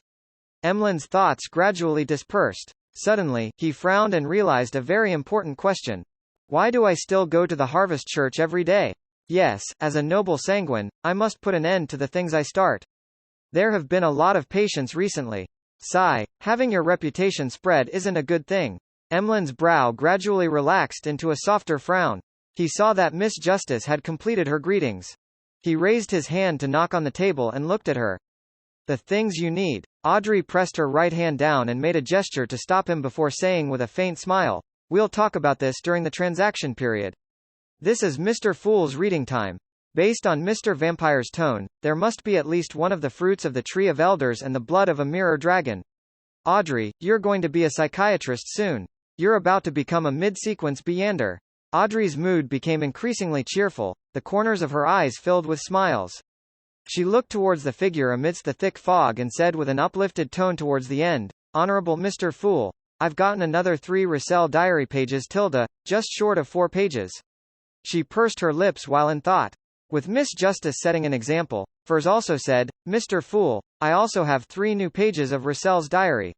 She was also full of anticipation for this tarot gathering because her second apprentice potion had been digested much faster than expected. The dormant dangers had already been completely eliminated the day before yesterday. Derek followed immediately, "Honorable Mr. Fool, I've copied some legends of ancient gods." Then, he said to the hanged man, "I've also tabulated the list of monsters around the area." He really is a good child who doesn't need anyone to remind him. Klein, who had a rich harvest, sighed with emotion. Seriously, he hasn't improved at all. Even though this will lower the difficulty of me obtaining benefits, it also conceals the risk of me losing the resources from the City of Silver. Exposure is a problem that requires constant vigilance. Alger shook his head indiscernibly. Roussel's diary and the legend of the ancient gods soon appeared in the palm of Klein's hand. He skimmed through it quickly and found that 2 of the 6 pages in the diary were repetitions of the past. For example, one of Miss Justice's contributed pages matched a page which the hanged man had handed over last year. That's inevitable unless I can really teach them simplified Chinese. Klein sighed and willed the 2 diary pages to the back. The remaining 4 pages didn't contain very valuable information.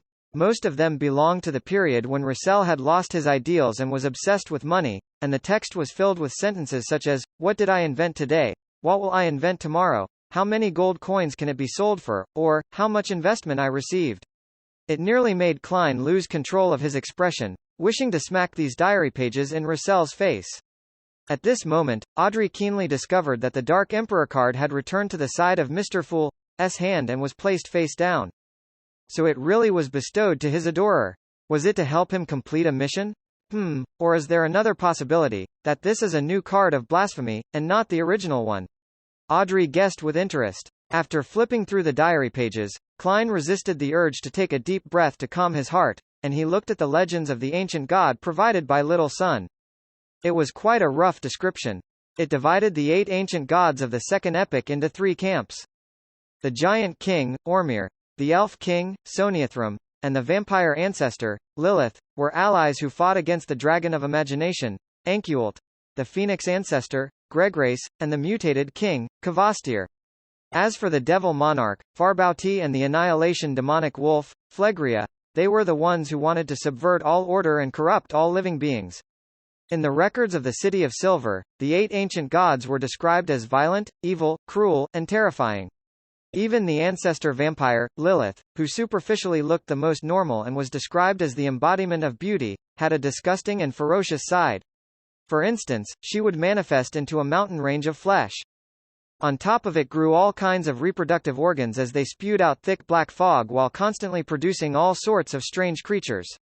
All powerhouses who approached her would be overwhelmed by the desire to mate and reproduce, becoming a walking organ. And all living beings who saw this scene, other than the other ancient gods, would lose their minds without exception or mutate on the spot, while others became crazy. The records of the City of Silver originated from the ancient texts of the Giant King's court. Of course, that was what they claimed. I cannot eliminate the possibility that this is to discredit an ally. This aspect is rather similar to the loss of control of the primordial moon who the sanguine pray to. Is this one of the traits when one follows the moon pathway to the end? At this thought, Klein almost raised his head to sweep his glance at Emlyn White. In the legends of the City of Silver, the vampire ancestor, Lilith, really did control the crimson moon. As long as she wanted, she could make the blood moon appear every day for 365 days a year, allowing the negative energy to rampage through the lands and the spirit world to interact with reality for an extended period of time, releasing countless unspeakable monsters and evil spirits. This is the power of a deity. I wonder what the difference is between the ancient gods and the current true gods. Why do all of them look like evil gods? In the legends of the Sanguine, Lilith isn't like that. One of them is lying between the two of them? Or could it be that there was a change midway, from the one recorded in the City of Silver to the one depicted in the legends of the Sanguine? Klein looked away and took note of the details. He made the paper in his hands vanish and leaned back slightly. You may begin. With her bright eyes, Audrey looked at Emlyn White and immediately said, Mr. Moon, do you have news of the fruit of the Tree of Elders and the blood of a mirror dragon? Emlyn nodded his chin and said, a total of 750 pounds. Just pay this amount and they'll be yours. And of course, there's my payment. 100 pounds. Audrey didn't bother with the total price at all and happily responded, deal. I hope that the deal will be completed today or tomorrow. No problem. Emlyn, who was about to make 100 pounds, couldn't refuse Miss Justice's request. Awesome. Audrey lowered her right hand, clenched it into a fist, and lightly pumped it twice. At that moment, Alger turned his head to look at Mr. Vampire. Do you still want the inheritance of that sanguine baron? 4,500 pounds, that's the best price I managed to get for you. In fact, the pirate was willing to give it up for 3,200 pounds. Emlyn's expression twisted. If it's only 1,000 pounds, then I'll definitely take it, but, he replied inwardly. Although their family members were pretty good apothecaries and doctors, with a modest annual income and long lives that allowed them to save a fortune, Emlyn had been unable to save any money since he became infatuated with dolls. From time to time, he would order some custom dolls. Even if the 100 pounds which he hadn't received yet was counted, his personal savings didn't even reach 500 pounds, of which, 150 pounds had been contributed by Detective Sherlock Moriarty. I'll think about it again, Emlyn said with difficulty, suddenly feeling that he had to find some way to quickly save up money. This fellow, Emlyn, just made the sound of poverty. Upon seeing this scene, Klein happily quipped inwardly. Being friends with Mr. Vampire in reality, Klein had heard him mention that over the years, he had spent more than 7,000 pounds on dolls, which made Klein marvel at the price of puppets and how extravagant Emlyn was. No problem. The hanged man didn't press further. He turned to Audrey. My fair lady, the artisan has completed the work and has obtained a rather mystical item. It allows you to truly change your appearance while also providing you with 3 Beyonder powers, flame controlling, damage transfer, and danger intuition. It improves your balance and agility. It's a silver mask, but it can also be a hat or an earring. It can change its appearance, and you can name it. Of course, it also has its own minor flaws. When you wear it, your emotions will be amplified, and you must learn how to control yourself. It costs 5,500 pounds. At this point, the hanged man chuckled and said to the world, the Beyonder characteristic you provided earns you 4,500 pounds, and the artisan's workmanship is worth 1,000 pounds. 4,500 pounds, much better than I had expected, even though there's a 15% commission, that is to say, 675 pounds for Mr. Hanged Man. Klein immediately controlled the world and nodded in agreement, that wouldn't be an issue. Emotions would be amplified? According to Miss Escalante, I'll have the ability to influence the moods and mental states of other people when I advance to psychiatrist. I should be able to do the same for myself. Yes, that flaw isn't a problem. Audrey nodded lightly. I will pay within 2 days of receiving the mystical item. In order to not reveal the secret of the Tarot Club, she had to wait until she had received the item before she could claim reimbursement from her father. Sure, the Hanged Man wasn't the least bit worried about Miss Justice's credibility. So rich. Both Emlyn and Furs felt agitated at the same time. Phew, Klein breathed a quiet sigh of relief. This meant that more than £3,000 of his would be available soon. Thank you, Miss Justice. He silently drew a crimson moon inwardly. Frankly speaking, although Alger had predicted that Miss Justice wouldn't bargain, and the fact that the mystical item was indeed worth about £5,500, he still felt a strong sense of discomfort over such actions. It felt like after all the hard work he had put in to make a killing, the money he earned wasn't even more than her pocket money. £675 split from the world, and the artisan's fee is only £600. I'll earn a net profit of £400. I've made a total of £1,075 in this transaction, but the world isn't a simple figure. He has a great deal of Beyonder characteristics and potion formulas, and he's involved in a great number of events. He's in the know of relatively important information. It's not worth it to get into a conflict with him over a few £100. Otherwise, I could have pushed the price of his Beyonder characteristic to below £4,000. The Hanged Man thought wistfully. As the fool rejoiced at the prospect of receiving £3,825, Derek looked at the lady across him and earnestly said, Miss Magician, your Spirit Eater's stomach pouch is ready. Excellent. Furs heaved a sigh of relief. I'll pay £300 in cash to Mr. Hanged Man. Upon hearing this, Alger's spirit was also lifted. He hurriedly requested the fool sitting at the end of the long bronze table for permission to conjure the potion formula. A few seconds later, he wrote the Solar High Priest formula onto the yellowish-brown goatskin parchment in front of him. Sequence 7. Solar High Priest. Main ingredients. 1 comb of a dawn rooster, 1 fruit of a radiant spirit pack tree. Supplementary ingredients. 100 milliliters of a dawn rooster, 10 drops of sun essential oil, 8 grams of fingered citron powder, and 5 grams of solidified lava. Although Klein didn't deliberately pry into this potion formula, the content which was conjured thanks to him was still reflected in his mind. As long as he was willing to use dream divination to recall, he would immediately get the corresponding knowledge. He couldn't help but exclaim, indeed, being a platform is most profitable. Derek received the piece of parchment expectantly, glancing at it with relief and excitement. Then, he conjured the list of monsters which were found in the area surrounding the City of Silver, letting the Hanged Man pick out the Beyonder ingredients that would be used to level the difference in prices. Alger calmly and carefully checked the list, gaining a precise understanding of the situation around the City of Silver. After that, he selected 3 ingredients that he knew had buyers and prices. After that, I'll be able to sell them within 2 days, earning me about £1,000. Counting the £300 from Miss Magician and the previous £1,075, I'll finally have enough money for the dragon-eyed sea condor's eyeballs. Feeling exhausted, Alger turned his head to the side and said to Furs, Miss Magician, you can prepare the transaction for the dragon-eyed sea condor eyeballs. The Hanged Man had less than £20 on him at present, and even the artisan fees he had paid in advance was borrowed thanks to his wide network of contacts. However, by the end of the transaction, his cash assets would reach £2,375, sufficient enough to cover the £2,000 required for the main ingredient. Furs thought of the loss she had suffered last week at the hands of Mr. Hanged Man and responded, feeling slight grievance, all right. For her, how much this deal would eventually earn her would depend on her teacher, Dorian Gray. She wouldn't earn anything extra beyond what he was willing to share with her. At the end of the transaction segment, Klein manipulated the world to seek to purchase the remnant spirituality of ancient wraiths and a pair of eyes from a 6-winged gargoyle. As for the sale or process of making the Murloc bladder into a mystical item, he temporarily didn't intend to do it through the Tarot Club. He wished to use it as a catalyst to expand his social connections and resource channels at sea. After today's tarot gathering, Miss Justice will finish gathering her psychiatrist potion's ingredients, and the same is true for Miss Magician's Trickmaster potion. Now that Little Sun has the formula, he can finally work towards Sequence 7. He's one step closer to providing me with a way to remove the mental corruption inside a Beyonder characteristic. Mr. Hanged Man is about to receive one of the main ingredients of Wind Blessed, so there's only one last obstacle in his way before reaching sequence 6.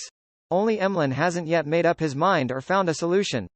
There's no hope of him advancing in the near future. Klein looked around and said with a chuckle, "Continue your free exchange." Audrey was about to say something out of habit, but when she thought about it carefully, she felt that there was no news to share this week.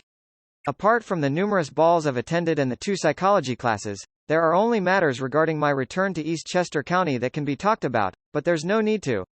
She pursed her lips and remained silent. Furs, who was still in her languid state from the New Year's holidays, continued having a blank mind. She commented, feeling rather guiltily, "Backland is still under the same kind of high pressure as before. Don't take any risks unless you're an official Beander." "Is that so?" Emlyn, who had been behaving well during this time, frowned doubtfully. A vampire like him who led a routine lifestyle couldn't experience the pain of having all the Beander gatherings stopped. The Hanged Man nodded and thought for a while. Then, he said to the son, "Don't be careless. Before holding a sacrificial ritual, it's best if you confirm that the chief who led the exploratory team isn't in the City of Silver, or if he's busy with other matters." "Mr. Hanged Man, do you mean that the chief could have noticed the repeated cycle of fate?" Derek asked in astonishment. The Hanged Man replied solemnly, "That possibility can't be ruled out. However, I can't be sure since I don't know enough about your City of Silver." Having said that, he hid his smile and presented a serious expression. Derek said with chagrin, "There are many things I'm not sure of either." Alger sighed inwardly, eliminating his disappointed emotions. "In short, caution and carefulness will allow you to live longer." "Thank you for your reminder," the son said sincerely. The Hanged Man withdrew his gaze and said with a smile, "Recently, the sea has been relatively calm." "No, that's just what you think." Klein silently retorted, manipulating the world to speak with a hoarse voice, "I just happened to hear about something at sea." Without waiting for the Hanged Man to ask, he looked at Justice and the magician. "Ladies, can you buy me a radio transceiver? I can give it a try." Furs agreed without paying too much attention. As she was about to leave Backland, Audrey could only say, "Sorry." After negotiating this deal, the world cleared his throat and said, "That matter has something to do with the Church of Storms." "Something to do with the church? Why didn't I receive any notice? Is it not required for them to pass it down to people at my level?" The Hanged Man frowned and waited patiently for the world to speak in detail. The world originally wanted to sweep the Hanged Man with a teasing look, but due to the difficulty of those sequence of actions, he could only regretfully give up. With a heavy and hoarse laugh, he said, "An old custom in Banzi Harbor was revived. Some of the inhabitants became heretics, and even a bishop of the Church of Storms was corrupted. I heard that the matter has been resolved, but quite a few people died." Banzi Harbor. Alger recalled the situation of the area and explained to Miss Justice and the others who remained confused, "There's a custom of living sacrifices there, and the target is an evil spirit called the God of Weather. Overseas, in the southern continent, there are quite a number of such evil spirits.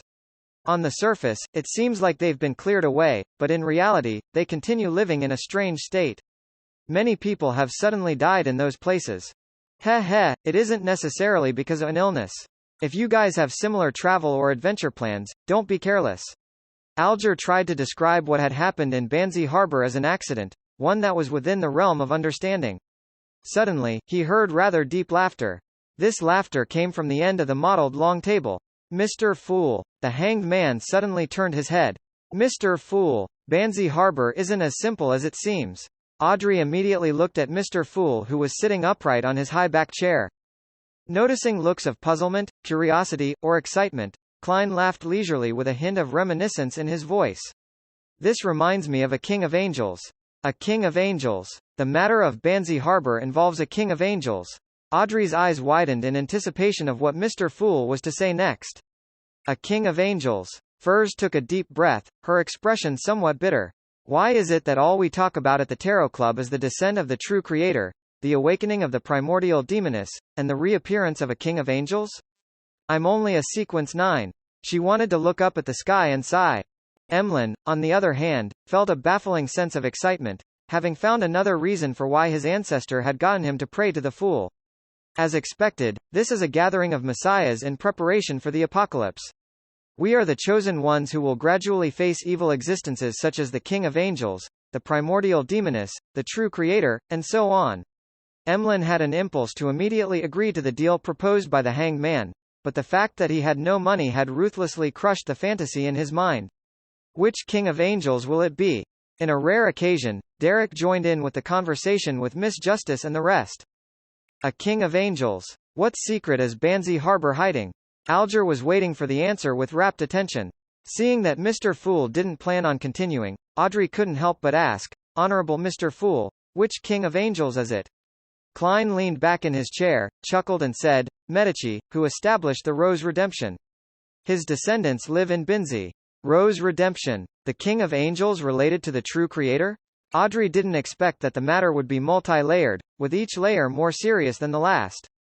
She subconsciously asked, Binzi? That's the old name of Banzi, Alger replied in a low voice as he clenched his hands. He could no longer imagine the truth behind this matter. He only knew that the unforeseen event in Banzi Harbor might not be over yet. The danger that could devour people remained lurking in the shadows. He didn't know much about the phrase Rose Redemption, only knowing that it had something to do with the Temple of the True Creator and the Angel of Fate, Ouroboros, but was unable to confirm exactly what it represented. In short, the level of this matter is beyond my imagination. Alger looked at the end of the long, mottled table, and suddenly the thought flashed through his mind that Mr. Fool really did know the 8 kings of angels and that he knew many secrets. At that moment, he thought of something. Just last week at the gathering, Miss Justice had inquired about the other kings of angels, and Mr. Fool's answer was that we will come into contact with them in the future. And just a week later, we really have come into contact with a new king of angels. Mr. Fool had foreseen this. Alger's pupils shrank as he lowered his gaze in fear. Report chapter. Amidst his shock, another doubt surfaced in Alger's mind. If Mr. Fool had foreseen this, why did he mention that Banzi Harbor's matter is related to Rose Redemption and the King of Angels, Medici? Did he tell us on purpose? He hopes to spread this matter through us? The target is the King of Angels, Medici?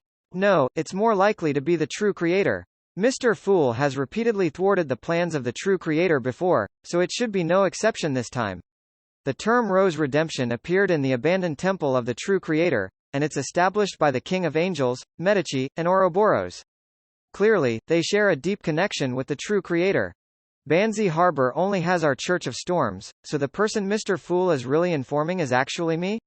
Alger vaguely understood something. Then, he became acutely aware of another problem. The last time the world mentioned that something major was about to happen in Backland, it was immediately confirmed by Mr. Fool, and it later involved the awakening of the primordial demoness and the descent of the true creator. This time, the abnormality at Banzi Harbor also received a response from Mr. Fool. He revealed the secret hidden in ancient Binzi and has brought the Rose Redemption and the King of Angels to the forefront of all the members of the Tarot Club. Isn't this too coincidental? Yes, news provided by the world previously had to do with Backland, and this is the first time it involves the sea. Furthermore, Mr. Fool had mentioned last week that his adorer has been forced to leave Backland because of the Great Smog. They match perfectly. So, the world is actually Mr. Fool's adorer? No, he should be a representative among all his adorers in the Tarot Club. He's to do things that Mr. Fool finds inconvenient. Of course, through this gathering, the adorer will also trade goods and knowledge in order to advance himself. This is also considered a form of Mr. Fool's nurturing of him. On careful thought, this theory is probably correct. At least, the world has never collected Russell's diary in exchange for knowledge or intelligence from Mr. Fool. As his adorer, it's his duty, so he has probably submitted them in private. From this conclusion, some deliberate questions or contradictions on the world's part are meant to conceal his identity as an adorer. This is consistent with his experienced, skilled, and cunning character. In addition to the hidden attempt to awaken as he slowly lifts the seal, Mr. Fool holds the tarot gathering to also use us to interfere in certain events. This is evident from the composition of the members: a high noble, a Beyander at the bishop level of the church, a survivor of the forsaken land of the gods, a student of the Abraham family, an adult vampire. Each of us represents a faction or a particular circle or resource channel. Many thoughts flashed through Alger's mind. Not only was he not repressed by his own guesses, but he was also excited. To him, Mr. Fool's unknown purpose was the most frightening thing. Having an initial understanding of what he wanted to do allowed him to effectively avoid any risks and improve himself by doing so. As long as the Fool wants to use us to do things, he'll definitely give us some benefits. This is exactly what I was hoping for. Otherwise, I don't know when I'll be able to see the hope of becoming a demigod. Hey, the world, you definitely didn't expect that I would see through your disguise. Alger's fear subsided, and he began to think about how to use the information about Banzi Harbor. He couldn't report the matter just like that, as it would arouse suspicion, and he had to patiently wait for an opportunity to let the higher-ups appreciate him and reward him, without ending up being monitored. Audrey could tell that Mr. Hanged Man was undergoing a mental exercise, but she didn't expect him to come up with so many guesses in such a short period of time. And from the words of Mr. Fool, she was delighted to learn that Rose Redemption was a secret organization established by a number of kings of angels, which was also related to the true creator. At the same time, she vaguely sensed the strangeness of the world. She realized that this member of the organization, who was the most difficult to read, was always involved in important matters and could always obtain important information. Furthermore, he constantly produced formulas, ingredients, and Beyonder characteristics, as if he could successfully hunt down a Beyonder within 1 to 2 weeks. He left Backland and went to sea? Or was it a rumor he heard in Backland? Should I tell this information to the church? Well, Mr. Hanged Man has a close relationship with the Church of Storms, so it's better for him to do it, and there wouldn't be any problems. Audrey suppressed the thought of probing and only curiously asked, Honorable Mr. Fool, what's the title of the King of Angels, Medici? Or should I say, what is his pathway? Klein leaned back into his chair and said with a deep chuckle, Red Priest. Red Priest? Which pathway is that? It sounds very similar to the Dark Emperor. Could it be that it's another Sequence Zero title? Audrey thought with excitement and joy. Red Priest. Derek silently muttered the words, realizing that there was no corresponding record in the City of Silver's history. Perhaps I haven't read enough, having only received a general education, he thought regretfully. Furs and Emlyn listened as if they were listening to a story and were equally interested in similar information. The only problem is that I can't brag about it or write it into my novels. Furs felt a pang of regret. Mr. Hanged Man will likely report it to his superiors. Let's hope he doesn't delay it for too long. With his shrewdness, he may have already figured out some of the problems regarding the world and has grasped the relationship between him and the Fool. Fortunately, I've deliberately set up the world to be Sherlock Moriarty since a long time ago, giving him the identity of an adorer. Mr. Hanged Man can at best detect it up to this point, unable to imagine that the world is actually a dummy. Klein raised his hand to his chin, smiled, and said, Continue. Seeing that Mr. Fool was no longer talking about the subject, Emlyn, who had freed himself from his emotions as a messiah, began to face the difficult problems of reality. That was his lack of money. Regardless, he had never considered selling off his dolls. He only told himself that he needed to be frugal in the future. Only after half a year or even a year could he get himself a new doll, or he could buy a new set of clothes for the dolls he already had. In addition, the only way he could think of making money was to sell some potions that had a miraculous effect, but that could easily bring hidden danger to his clansmen in Backland. This is an arrangement by the ancestor. Logically speaking, Lord Nibs should provide me help, but Mr. Fool wishes for me to keep it a secret, to be the messiah in the shadows who's burdened with responsibility. I'm not to reveal it on my own accord.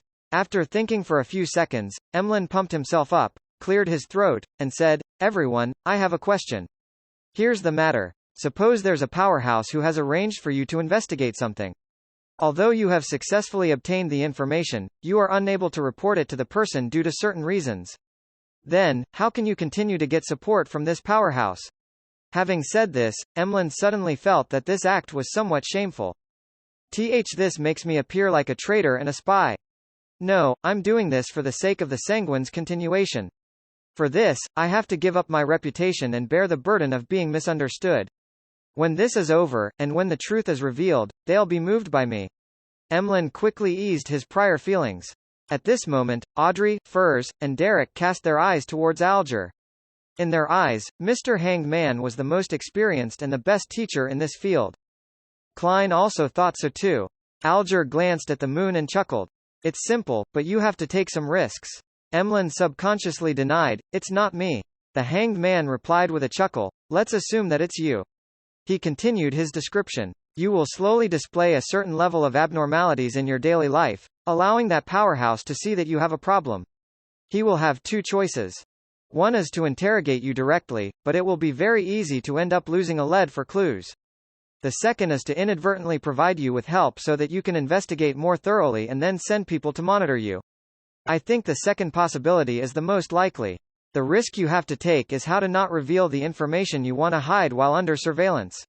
That works? In fact, I won't be exposed either.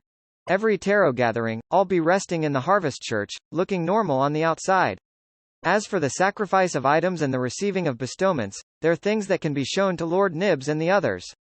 It will allow them to guess that I have formed some sort of connection with Mr. Fool, but they can't imagine that I've already joined a secret gathering. Very well, while I'm studying history, I'll take the initiative to ask Baron Waymondy about the City of Silver. Emlyn's eyes lit up as he had an idea. He then thought of something and turned to the Hanged Man.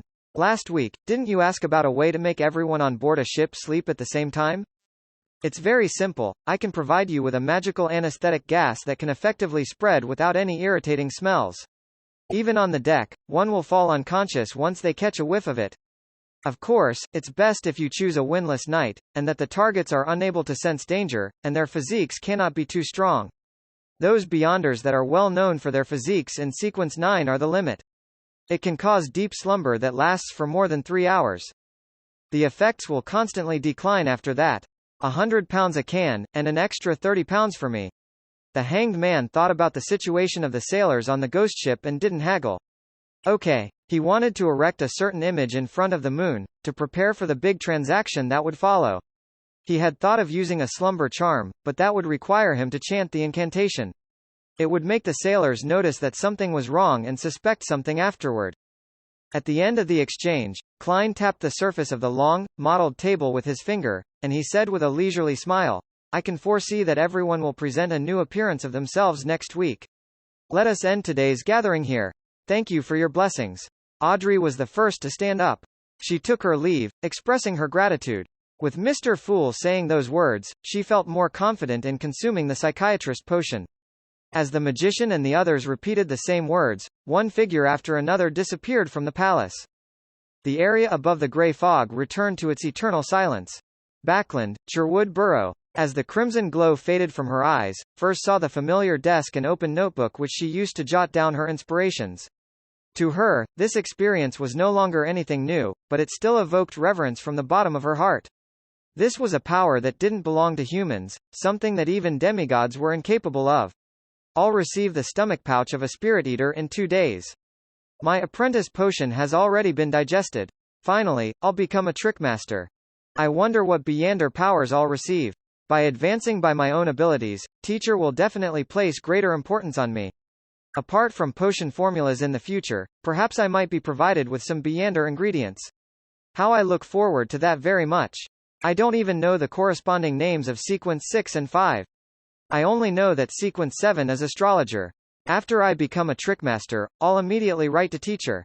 Furs felt like she was one step closer to ridding herself from the curse of the full moon. At this moment, she heard the sound of hurried footsteps approaching. Finally, it turned into the slam of the door. Zio is out again. She's so busy. Furs sighed silently. If not for the £400 debt that she owes Viscount Glaint, we would probably be vacationing at Daisy Bay now. After a long period of hard work, and thanks to the enhancement of her strength, certain tasks that were previously impossible for her to complete have become simple. Moreover, from time to time, Zio would receive small tasks that pay well from the Golden Masked Man. Zio has already raised her savings from £110 to £320, leaving her with only £80 left to pay off her debt. In fact, I could spot her £80, but unfortunately, although she isn't tall, she still has a lot of pride in her. Furs withdrew her thoughts and thought about the matter Mr. World had entrusted her. As a doctor and a writer, she didn't know much about radios or anything about the entire field of machinery. She didn't usually pay attention to such information when reading the newspapers, so she didn't know where she could buy the kind of transceiver the world wanted. A department store? It probably doesn't sell one. Ah right, Avil writes science fiction, so he should know a lot about such matters. Furs quickly found the right person to consult. However, she immediately had a new problem. Was she to visit him directly, or was she to write him a letter of inquiry? Glancing at the chair covered in a thick, soft blanket, and smelling the fragrance of coffee and tobacco emanating the room, she felt a warmth slowly creeping through her body. Bit by bit, her motivation to leave the house crumbled. I'm not familiar with him, so I shouldn't rashly pay him a visit. She sat down with a grunt and unfolded a piece of paper. In the Berg household in the City of Silver. Derek opened his eyes and woke up from feigning sleep. According to his original plan, he would have immediately held a sacrificial ritual to send out the stomach pouch of the Spirit Eater. However, the words of the Hanged Man reminded him to be more cautious and make more observations. I'll gather the ingredients Mr. Hanged Man require first, and then I'll do the sacrificial ritual all at once. Derek remained silent for a few seconds, then he attached his axe of hurricane to his body and headed for the steeple. He first checked the items available for exchanging using merit points, but he wasn't in a hurry to complete the transaction. He planned to go to the underground market to take a look once the lightning in the sky subsided. Derek went up to the third floor and headed straight for the library section that dealt with mythology and ancient classics, hungering for valuable information he hadn't learned yet. Suddenly, he saw a hard and yellowed book with a cover, Giant King's Court, Book of Blackrock, hand-copied edition. It's a record passed down from the Giant King's Court? I wonder if there's anything related to the Kings of Angels. Derek reached for the book, pulled it out, and saw that it was bound in a brown monster hide. At that moment, on the upper level of the library, Colin Iliad was wearing a flaxen-colored linen shirt and a brown coat and standing there quietly, looking down. His unkempt grizzled hair flailed in the breeze from the window, and his pale blue eyes were deep and reserved. Wednesday the 12th of January. 5:40 p.m. The sky was dark and cloudy, with deep blue waves undulating across the sea. The white agate bobbed up and down in this storm, like a toy in the palm of a giant. This is the sea. No matter how powerful one is, one will appear insignificant in front of it. Daneth stood by the window and enjoyed the scenery outside. Fortunately, we're almost at the City of Generosity. From the moment they left Banzi Harbor, the White Agate's journey had been smooth sailing.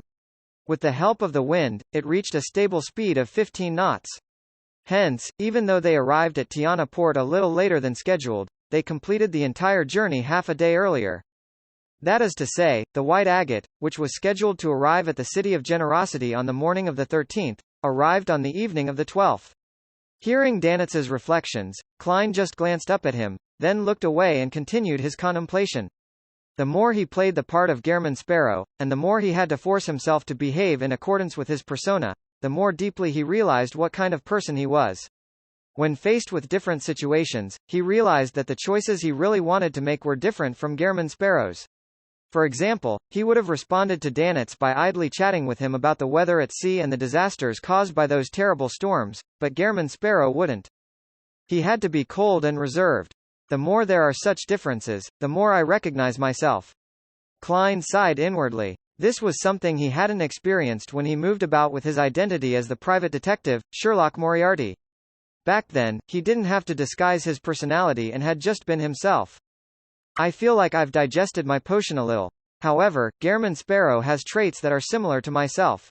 At the very least, when choosing to disembark and entering Banzi Harbor to save the others, I overlapped with this identity of mine, and there was no difference.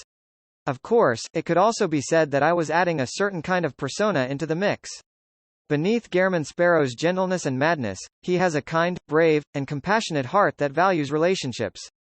I can't boast about myself. If I had known earlier that Banzi was Binzi, I would have most likely been terrified.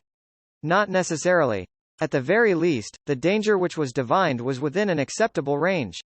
Klein thought, summing things up as he engaged in self-deprecation. This made him more aware of a problem. Although playing the role of a purely fictional person could help him digest the potion, he needed to replace an existing identity to speed up and improve his progress. He needed to gain the affirmation of people from the other person's interpersonal relationships, feel the corresponding emotions of joy, anger, sadness, and immersing himself in them, but not getting obsessed. Become anyone, but ultimately become yourself in the end? And get feedback from the people involved? Klein looked at the pale yellow carpet, his mind racing. Seeing Gehrman Sparrow without a response, Daneth spread his hands helplessly, feeling bored out of his mind. This crazy guy is good in every way other than making me do what servants do. There's only one thing, he doesn't like to talk. There's a communication barrier with him. If this goes on, I'll definitely go crazy. Fortunately, I'm finally at Bayham. I can finally be free. Daneth felt that he would sooner or later develop a habit of talking to himself when faced with a similar silence.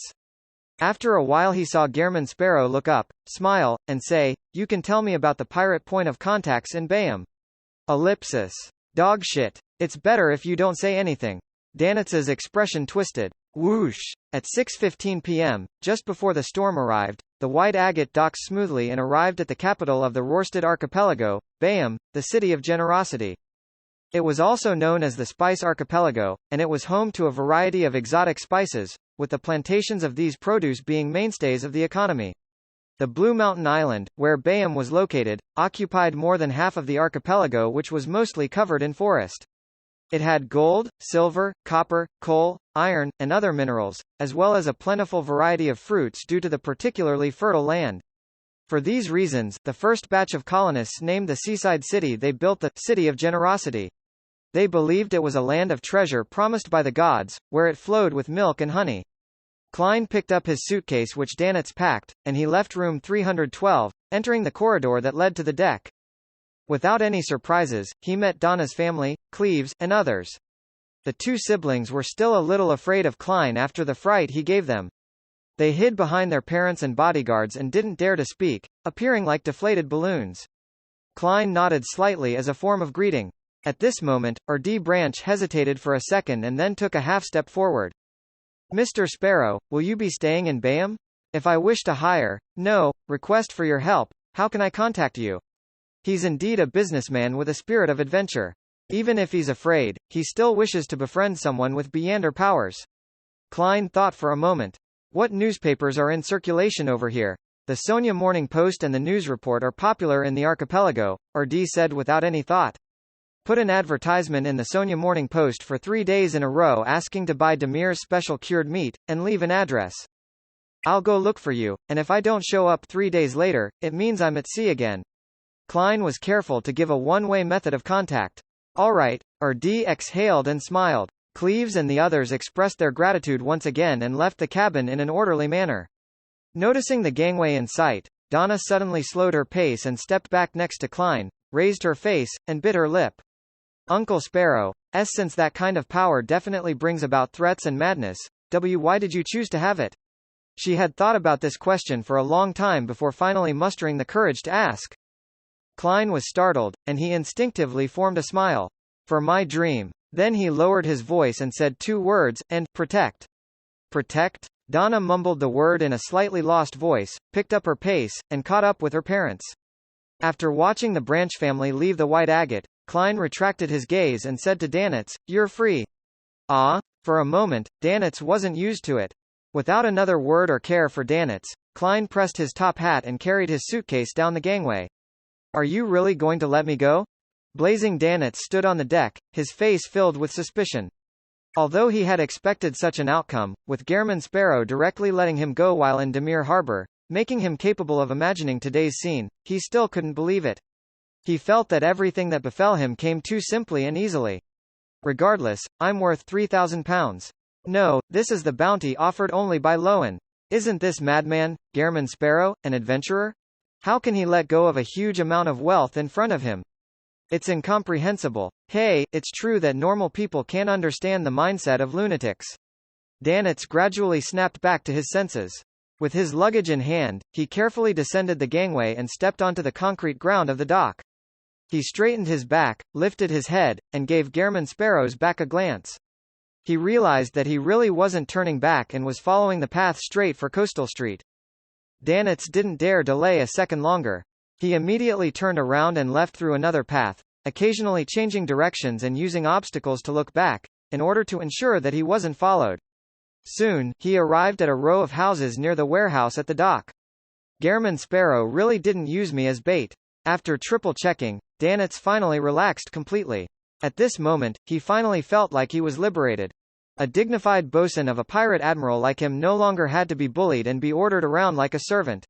I can already foresee that tomorrow will be incomparably beautiful. There will be a group of people vying to flatter me, wanting to become my servants. Danitz knocked happily on the door, 3 long and 3 short, rhythmically. Gehrman Sparrow asked me to give him the pirate point of contacts in Bayam. I obviously only told him the ones that don't have a good relationship with us. There's no way he could guess that our Golden Dream point of contact is right at the dock. Danitz picked at his nose and breathed in the fresh sea breeze before a looming rain. Bayam was a pivotal location of the Lowen Kingdom's Sonia sea colonies. It was one of the largest cities in the region. There were many powerful official beyonders, and no matter how rampant the pirates were, they didn't dare to openly show their faces here. Most of the time, they had to rely on the local gangs or people with backgrounds to handle the loot and purchase any necessities. Of course, this didn't mean that they wouldn't come to Bayham. The Red Theatre here was the most famous brothel in the surrounding seas, and countless pirates came to patronize this famous place. Even if one or two of their peers were caught every once in a while, it didn't stop them from rushing over. In addition to the spice trade, the brothel industry was another major pillar of the Rorstad archipelago. Apart from the Red Theatre, there were many big or small brothels, out in the open or hidden all over the place. They fully satisfied the desires of the seamen with ample energy. As for the female pirates, they didn't have to worry about this problem. As long as they were willing, they could always be satisfied. After all, there was more demand than supply. At sea, where faith in the Lord of Storms was mainstream, there had always been few females. Similarly, the underground trade related to Beyonder ingredients and mysticism was quite frequent here, and there were many circles. Those smaller ports are still better. We don't have to be afraid of being discovered at all, and we can just openly sit in a bar, engage in disputes with adventurers, and even fight them. As long as we don't cause any trouble or cause any deaths, the local official Beyonders will turn a blind eye. Hey, with their strength, they typically have to take on tremendous risks if they wish to interfere. Danitz thought mockingly. At that moment, he heard footsteps and saw the door creak open. A familiar face entered his sight. Old man, did you not drink today? Danitz smiled and greeted. Standing at the door was one of the Golden Dream's contacts in the Rorstad archipelago, Old Rin. Old Rin coughed twice and made way. Danitz stepped into the dim room, his nose twitching suddenly. He caught a whiff of Lanty proof. No, Old Rin likes to drink locally produced Bayham Black Rand. As this thought flashed through his mind, Danitz was terrified. Immediately following that, he saw a man with his back to him rise to his feet. He was tall, dark, and muscular, and his hair was curled like marbles. Steele Mavethi. Danitz's pupils contracted sharply. This was the second mate of the Admiral of Blood, a great pirate with a bounty of 6,000 pounds. Waves of the sea breeze blew, swaying the thin, sharp leaves of the tree in a precarious manner. Klein was walking along Coastal Street at an adequate speed. In contrast, the people around him were hurrying and walking quickly. His spiritual intuition told him that it would take some time before the storm would arrive, and that he had plenty of time to find a hotel. Whoosh! The sound of the wind grew louder and louder. Tree branches fell to the ground, and there weren't many people left on the street. Klein was about to turn into another alley when he heard the sound of hasty but disorderly running. Tap! Tap! Tap! Danitz was running with all his might, but the scene in front of him began to rock. He felt an abnormal pain from his wound as he felt his vitality rapidly sapping away. His spirit body had partially left his body, approaching the legendary underworld. As for the surrounding sounds, he could only vaguely hear them, and everything in his line of sight looked like it wasn't real. If it wasn't for having Shadow Cloak, the ambush would have killed him. But even so, he was still severely injured and could die on the streets at any moment. He was forced to run towards Coastal Street because of his will to warn the captain that their point of contact had been compromised by the Admiral of Blood, as well as the glimmer of hope brought by that crazy but powerful figure. If it's him, then he would definitely be able to escape from the hands of Steele, Mavetti's henchman. Danitz began to stagger, and his body gradually grew cold. Just as he was about to collapse, he saw Gehrman Sparrow standing by a street corner. His refined face that hid madness appeared so genial at that moment. Plop! Danitz fell on his back, his hands hanging limply over his chest, revealing a hideous, exaggerated wound that was inflicted to his organs. Tell Captain that Old Rin has been discovered. Steele Mavethi did it for that treasure. Danitz saw Gehrman Sparrow kneel to his side as he hurriedly spoke. Klein recalled the bounty offered for Steele Mavethi and asked in return, Admiral of Blood? Yes, tell Captain. Tell Captain. Danitz gasped as he said. After saying all that, he revealed a mournful smile. Don't worry about me. I may about to die soon. Tell the captain that all the money I've saved up has been turned into real estate. Units 12 to 16 on Biomes Amaris Avenue. The title deeds A are hidden in the wall of Unit 13's basement. H. Help me sell them. T. Take the money to South Intis's Alema town. G. Give the money to my parents. S. Say that I've really made a fortune. Danitz paused, then he said with great difficulty, S. Say that I've become an outstanding adventurer. Also, help me S. Say I'm sorry. His eyes suddenly became moist, as if he was recalling that rebellious youth from back then. I'm sorry, old man, mother. I'm unable to return home. Danitz's vision darkened, and he felt that his life was coming to an end. It was at this moment that he saw Gehrman Sparrow reach out and press his hand to his wound and then swipe it. Danitz's sorrow came to a sudden halt as he felt the already numb pain in his chest and abdomen suddenly disappear as his left hand seemed to suffer a fracture. He looked at Klein blankly, and Klein looked back at him quietly. None of them spoke for 2 seconds. Finally, he looked down in astonishment and discovered that his lethal wound had strangely healed. His left arm was badly mutilated, and even his bones protruded out. I'm fine now? Danitz blinked, still immersed in the sadness and frustration of his brush with death. Why didn't you treat me first? He asked blankly.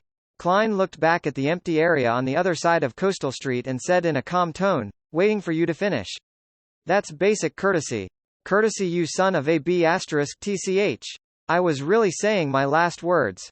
With a sudden jerk of his back, Danitz rolled to his feet. He warily looked towards the dock, where a thick cloud of smoke was rising. It was none other than the result of the battle he had just been engaged in. Because the house was set on fire by me, Steel Mavethi was afraid that it would catch the attention of the official Beyonders. As he was confused by that shadow, he didn't chase after me. Danitz instantly understood the sequence of events. Let's find a place to stay first. Klein spread his hands and caught a drop of rain. Not knowing whether or not he had completely escaped danger, Danitz immediately nodded. Okay, I can tell that this madman, Gehrman Sparrow, isn't afraid of Steel Mavethi at all. He's not even afraid of Admiral of Blood. At such times, I especially admire his craziness. Damn, I exposed my wealth to him. Danitz had just exhaled when his body froze. Klein walked silently ahead with his suitcase and cane with only one thought echoing in his head. God MMIT, a pirate is richer than I am. Empress Burrow. Audrey, who was about to leave Backland, hid in her chemistry laboratory and concocted the psychiatrist potion with the ingredients she received from Mr. Vampire. The fruit of the Tree of Elders, the blood of a mirror dragon, and the other ingredients she had collected previously. This time, she didn't get Susie to guard the door. Instead, she was to sit inside and observe the whole process from the sidelines. Earl Hall had already instructed everyone to not approach the young lady during her experiments, but they had to pay attention to any unusual changes. Phew, Audrey let out a small sigh of relief, pouring the completed potion into a prepared glass bottle. The slightly golden liquid rippled like a deformed, gigantic pupil. Its gaze seemed to shine right into the eyes of anyone's heart. Susie, did you remember the process? You are a mature Beyander. In the future, you'll have to learn how to concoct your own potion. No, it's not that I'm not helping you, it's just that I'm pointing out a possibility. Sometimes, I might not be by your side, and you just happen to need a potion bottle, Audrey said happily to the huge golden retriever. Susie was so confused by what she was taught, and she could only open her mouth to reply with a single word, woof. Converging her emotions, Audrey raised her head and downed the psychiatrist potion bottle. The golden liquid was cool and refreshing, making Audrey feel as if she was enjoying a delicious ice cream. She then took a sip of champagne. Tiny bubbles of air continuously rose, silently bursting as they brought a tingling sensation with them. Suddenly, her sense of hearing reached out, and she could hear the conversation of the two maids at the end of the corridor as they lamented at how they had no chance of going to the Hall family's castle and manor in Eastchester County. At this moment, Audrey felt as if she had dissolved into an illusory gas and was rapidly expanding. It filled the entire room, overlapping with a sea formed from everyone's sea of consciousness. Her vision also changed. Everything she saw was abnormally smooth, turning into a mirror that reflected her current appearance.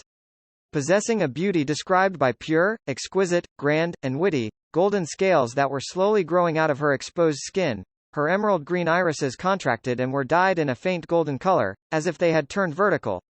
Audrey suddenly felt fear from the bottom of her heart when she saw herself like this. She didn't want or wish to become an inhuman monster. With a hum, her mind began to turn into a blur, as if something was slowly and painfully drilling out from the surface of her body. Just then, she heard the gentle voice of her huge golden retriever, Susie. Don't be afraid, calm down. Don't be afraid, calm down. Audrey recovered her thoughts and tried to get herself into a spectator state. Her undulating emotions quickly calmed down, and her spirit seemed to leave her body. She then looked down at herself like a spectator.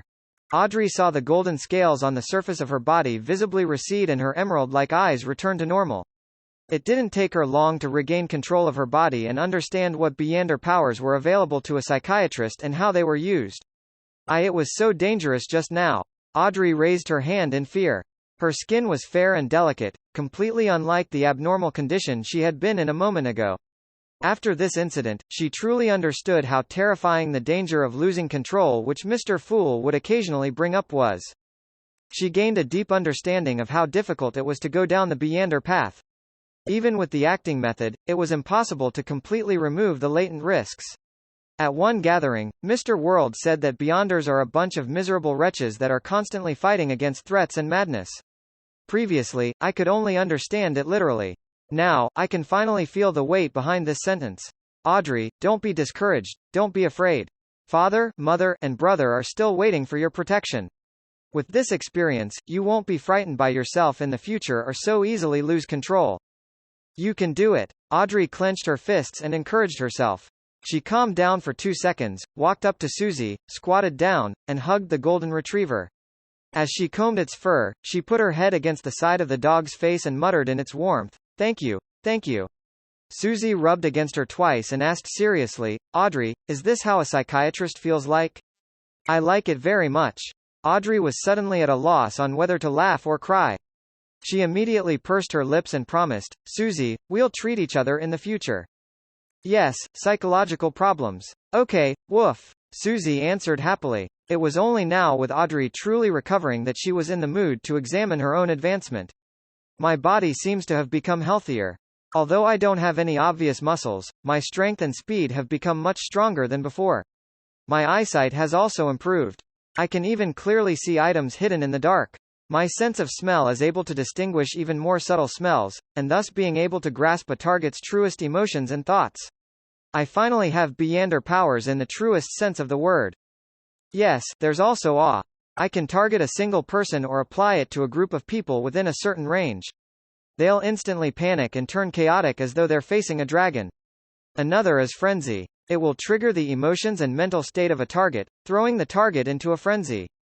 They'll suffer intense psychological damage and might even cause direct loss of control at times. Another is psychological cue. Through specific methods, words, and a medium, I can cue a target, letting them abide by my arrangements without them realizing it. Or they might strongly abide by a particular promise from the bottom of their hearts. Another is placate, also known as psychoanalysis. I can help Beyonders on the brink of losing control to regain their reason and escape danger. There's a certain chance of failure. The higher my sequence, the more easily it will succeed. It can calm down various psychological instabilities and allow for communication. Another is telepathy. Through mediums like candlelight and extracts, it will put the target in a partially hypnotic state. I'll then be able to directly communicate with their body of heart and mind, just like what Hilbert Alucard did to me. If not for the protection provided by Mr. Fool's angel, then I wouldn't have the means to lie under such situations. Yes, I have to be on guard against such techniques. I can't be fooled by a target, and there should be quite a number of means to achieve this effect. With placate and telepathy, together with certain psychology knowledge, I'll be able to act as a true psychiatrist, the kind that can open a clinic. Audrey's mood rapidly improved. She finally had the feeling that she had matured and become a qualified Beyonder. I'm a mid-sequence Beyonder. There really is a qualitative change. She stood up, lifted her skirt, and walked briskly around in a circle.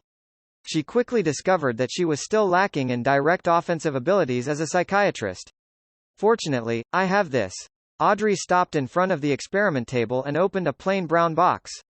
Inside the box was a silver mask that could only cover half a face. It was the mystical item that the hanged man had sold her.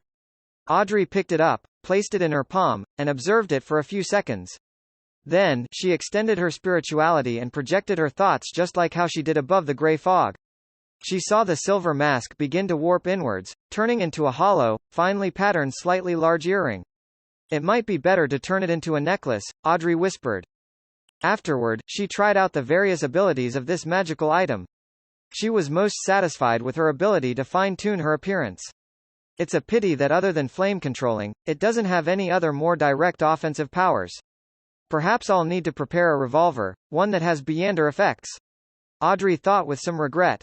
She quickly collected her emotions and said to the mystical item in her hand with an uplifted tone towards the end, "From today, your name is Lai. The most beautiful Lai Tilda. City of Generosity, Bayam. 48 Acid Lemon Street, Wind of Azure Inn." It was raining heavily outside and the wind was raging, but inside the luxurious suite, the fireplace was warm and the environment peaceful. Klein sat in his chair and watched silently as Blazing Danitz dealt with the severe fracture on his left arm. He waited until Danitz was finished binding up his arm with shredded, old clothes before asking bluntly, "What treasure?" According to Danitz, it was because of some treasure that Admiral of Blood Senior wanted to deal with Vice Admiral Edwina Edwards. The sound of wind and rain came through the window. Danitz took a sip of the Lanty proof on the table and then gave a bitter, angry laugh. Those holes who had their brains eaten by zombies. On our last expedition, we found a sunken ship. Although we didn't find anything of great value, we discovered a gigantic black iron key that doesn't look like the kind used by humans. Can you imagine? After being submerged under the sea for so many years, it hasn't rusted at all. Yes, Klein replied in a concise manner. In a world where extraordinariness and mystery intertwined, what wasn't possible? There were people who could be resurrected from the dead, not to mention others. Danitz choked and paused for 7 or 8 seconds before he knew what to say next. Perhaps there's a traitor among us, and the news has spread. Countless pirates believe that this is Death's key, a key that can open the treasure trove Death left behind. I thought that this problem would be cleared up very quickly and happily applied for a vacation. In the end, the matter became more complicated. Even Admiral of Blood has joined the ranks of these mad pirates. I'm even beginning to suspect that it's Death's key, a key that can turn one into a true god. Foolish. Klein calmly gave his evaluation. Whether it was in the divination domain or dealing with deities, he could be considered experienced. Thus, he had his own understanding and confidence in the interpretation of Death's key. He believed that the key was a form of revelation, a symbol. The thing that opened Death's treasure trove was probably not in the shape of a key, but some kind of characteristic, bloodline, or even certain, specified people and their descendants. Danitz was startled for 2 seconds, and then he exclaimed, "Your words are exactly the same as Captain's previous comments, and even your expressions are very similar." She suspects that the key belongs to an older era, an era not of humans.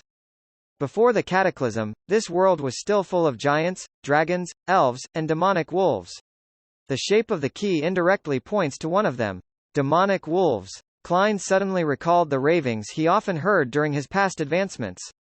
In it, the Phlegria, he heard referred to the ancient god, Annihilation demonic wolf. A treasure that involves the second epoch?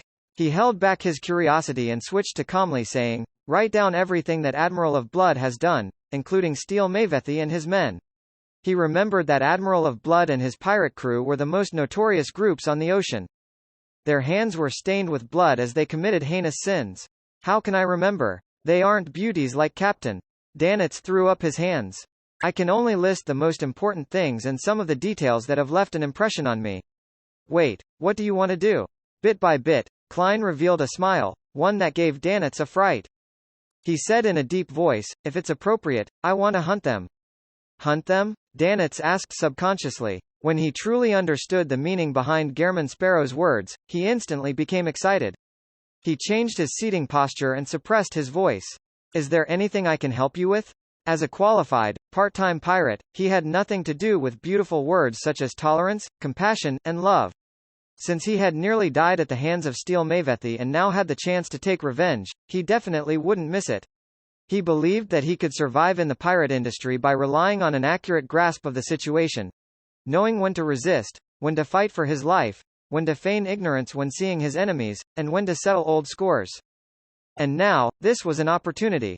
Danitz still couldn't make an accurate judgment on how powerful Gehrman Sparrow was, but judging from how he had taken care of the fallen Bishop Millet within 10 seconds, it was unlikely that it would be too difficult for him to deal with Steel Mavethi. Even if he encountered the Admiral of Blood, Senior, it wasn't impossible for him to win. Of course, this is in a one-on-one situation, and pirates never talk about chivalry. Danitz thought to himself. Klein leaned forward a little, placed his elbows on his knees, and clasped his hands. "I've told you." "Ah? What?" Danitz felt that he was often unable to keep up with Gehrman Sparrow's train of thought. With regards to this, he could only console himself that a normal person and a madman were different. Seeing that the other party had stopped talking, he thought for a while and finally remembered what he had to do. Write down everything that Admiral of Blood and his pirate crew had done. Gehrman Sparrow definitely wants to know how many things they've plundered. Danitz quickly gathered his thoughts, rummaged around the room for a pen and paper, and scribbled a chunk of text. During this process, he was exceptionally glad that it was his left arm that was injured. When he was done writing, Klein reached out for it, read it carefully, and confirmed from the undetailed parts of Danitz's description that Admiral of Blood was the most typical and vile of pirates. Not only did they plunder, but they also abducted people, slaughtered crew members, and abused women. A pirate like Danitz actually knows how to write ancient Fasak. He's also been educated. After muttering to himself, Klein took out a copper penny and used divination to confirm the authenticity of the material. Then he said in a tone as though he was giving instructions on what was to be eaten tomorrow morning, "Tell me about the Admiral of Blood and his men. He needs more detailed information. Is he preparing to hunt them?" Danitz was delighted, hating himself for not knowing enough. Admiral of Blood Senior is suspected to be an evil spirit. Anyone who has encountered him has died a bizarre death. Either they strangle themselves to death, blow their mouths up, hug bombs, or slaughter their companions. Captain said that it's the possession of an evil spirit. It's very similar to Miss Sharon's Beyonder powers. Wraith? Klein didn't speak as he listened to Danitz go on, in silence. Senor can make a terrible shriek. The last time I fought them, I was nearly knocked unconscious and fell off the deck and into the sea. I returned the favor and set one of their boats on fire. Senor knows a lot of undead magic. Cruel, bloodthirsty, and full of desire. His targets can be either male or female, and even humanoid creatures. Consistent with the unrestrained nature of the Rose School of Thought. Yes, accurately speaking, it's a trait of the prisoner pathway. The highest probability is that he's a wraith. Klein nodded thoughtfully. In response, Danitz became more active and spoke a little faster. Our captain thinks that Senor has a very powerful mystical item on him, one that makes him very lucky. He always seems to gain the favor of the gods. For example, at a critical moment, his opponent would suddenly slip or have their powers fail. Another example is winning 21 bets in a row. A mystical item that can make someone lucky? This is very rare. It's from the monster pathway? Or is it connected to some other evil spirit? Klein guessed based on his own knowledge of mysticism. I've never directly fought Senor, so that's all I know. Danitz wanted to throw his hands up, but he was stopped by the pain in his left arm. He has about 7 or 8 ships. His flagship is the Tree of Flesh and Blood. That's different from us. We mainly seek out treasure and wouldn't take in anyone. Therefore, we only have the Golden Dream. It's no wonder the Admiral of Blood's bounty is much higher than Vice Admiral Iceberg, reaching 42,000 pounds. In terms of strength, he should be a bit stronger. Klein immediately gained an understanding. He maintained the same posture as before, seemingly unaffected by the intelligence regarding the Admiral of Blood. What about his subordinates? Danitz was long prepared as he immediately said, Senor has 10 of his strongest men under his command. The first, second, third mates of the flagship, and the captain of each ship. Steel Mavethi is the second mate of the flagship. We think that he's a sequence 6. His body is like steel and is able to withstand bullets and cannonballs. He isn't afraid of fire, drowning, and various magic. He's strong and fast. He can rip his opponent apart, and he grasps a certain level of undead-related spells. He can summon zombies and rear puppets. Zombie? Klein immediately thought of Marich, who played cards with zombies. Based on the wraith traits of Admiral of Blood Senior, can it be assumed that these pirates are actually part of the outer circle of the Rose School of Thought, or perhaps they're from an organization used to make money? It's a pity that I don't have a messenger, nor did I ask Miss Sharon if she had one. Otherwise, I could contact her and confirm the Admiral of Blood's identity. Klein guessed with some regret. He didn't give up just because this matter might involve the Rose School of Thought. In any case, he could change his face and identity afterwards. In addition, he had involved himself with the Aurora Order, the Demoness Sect, Rose Redemption, and Twilight Hermit Order, so he wasn't afraid of offending another entity. Actually, it's not like I've never fought against the Rose School of Thought.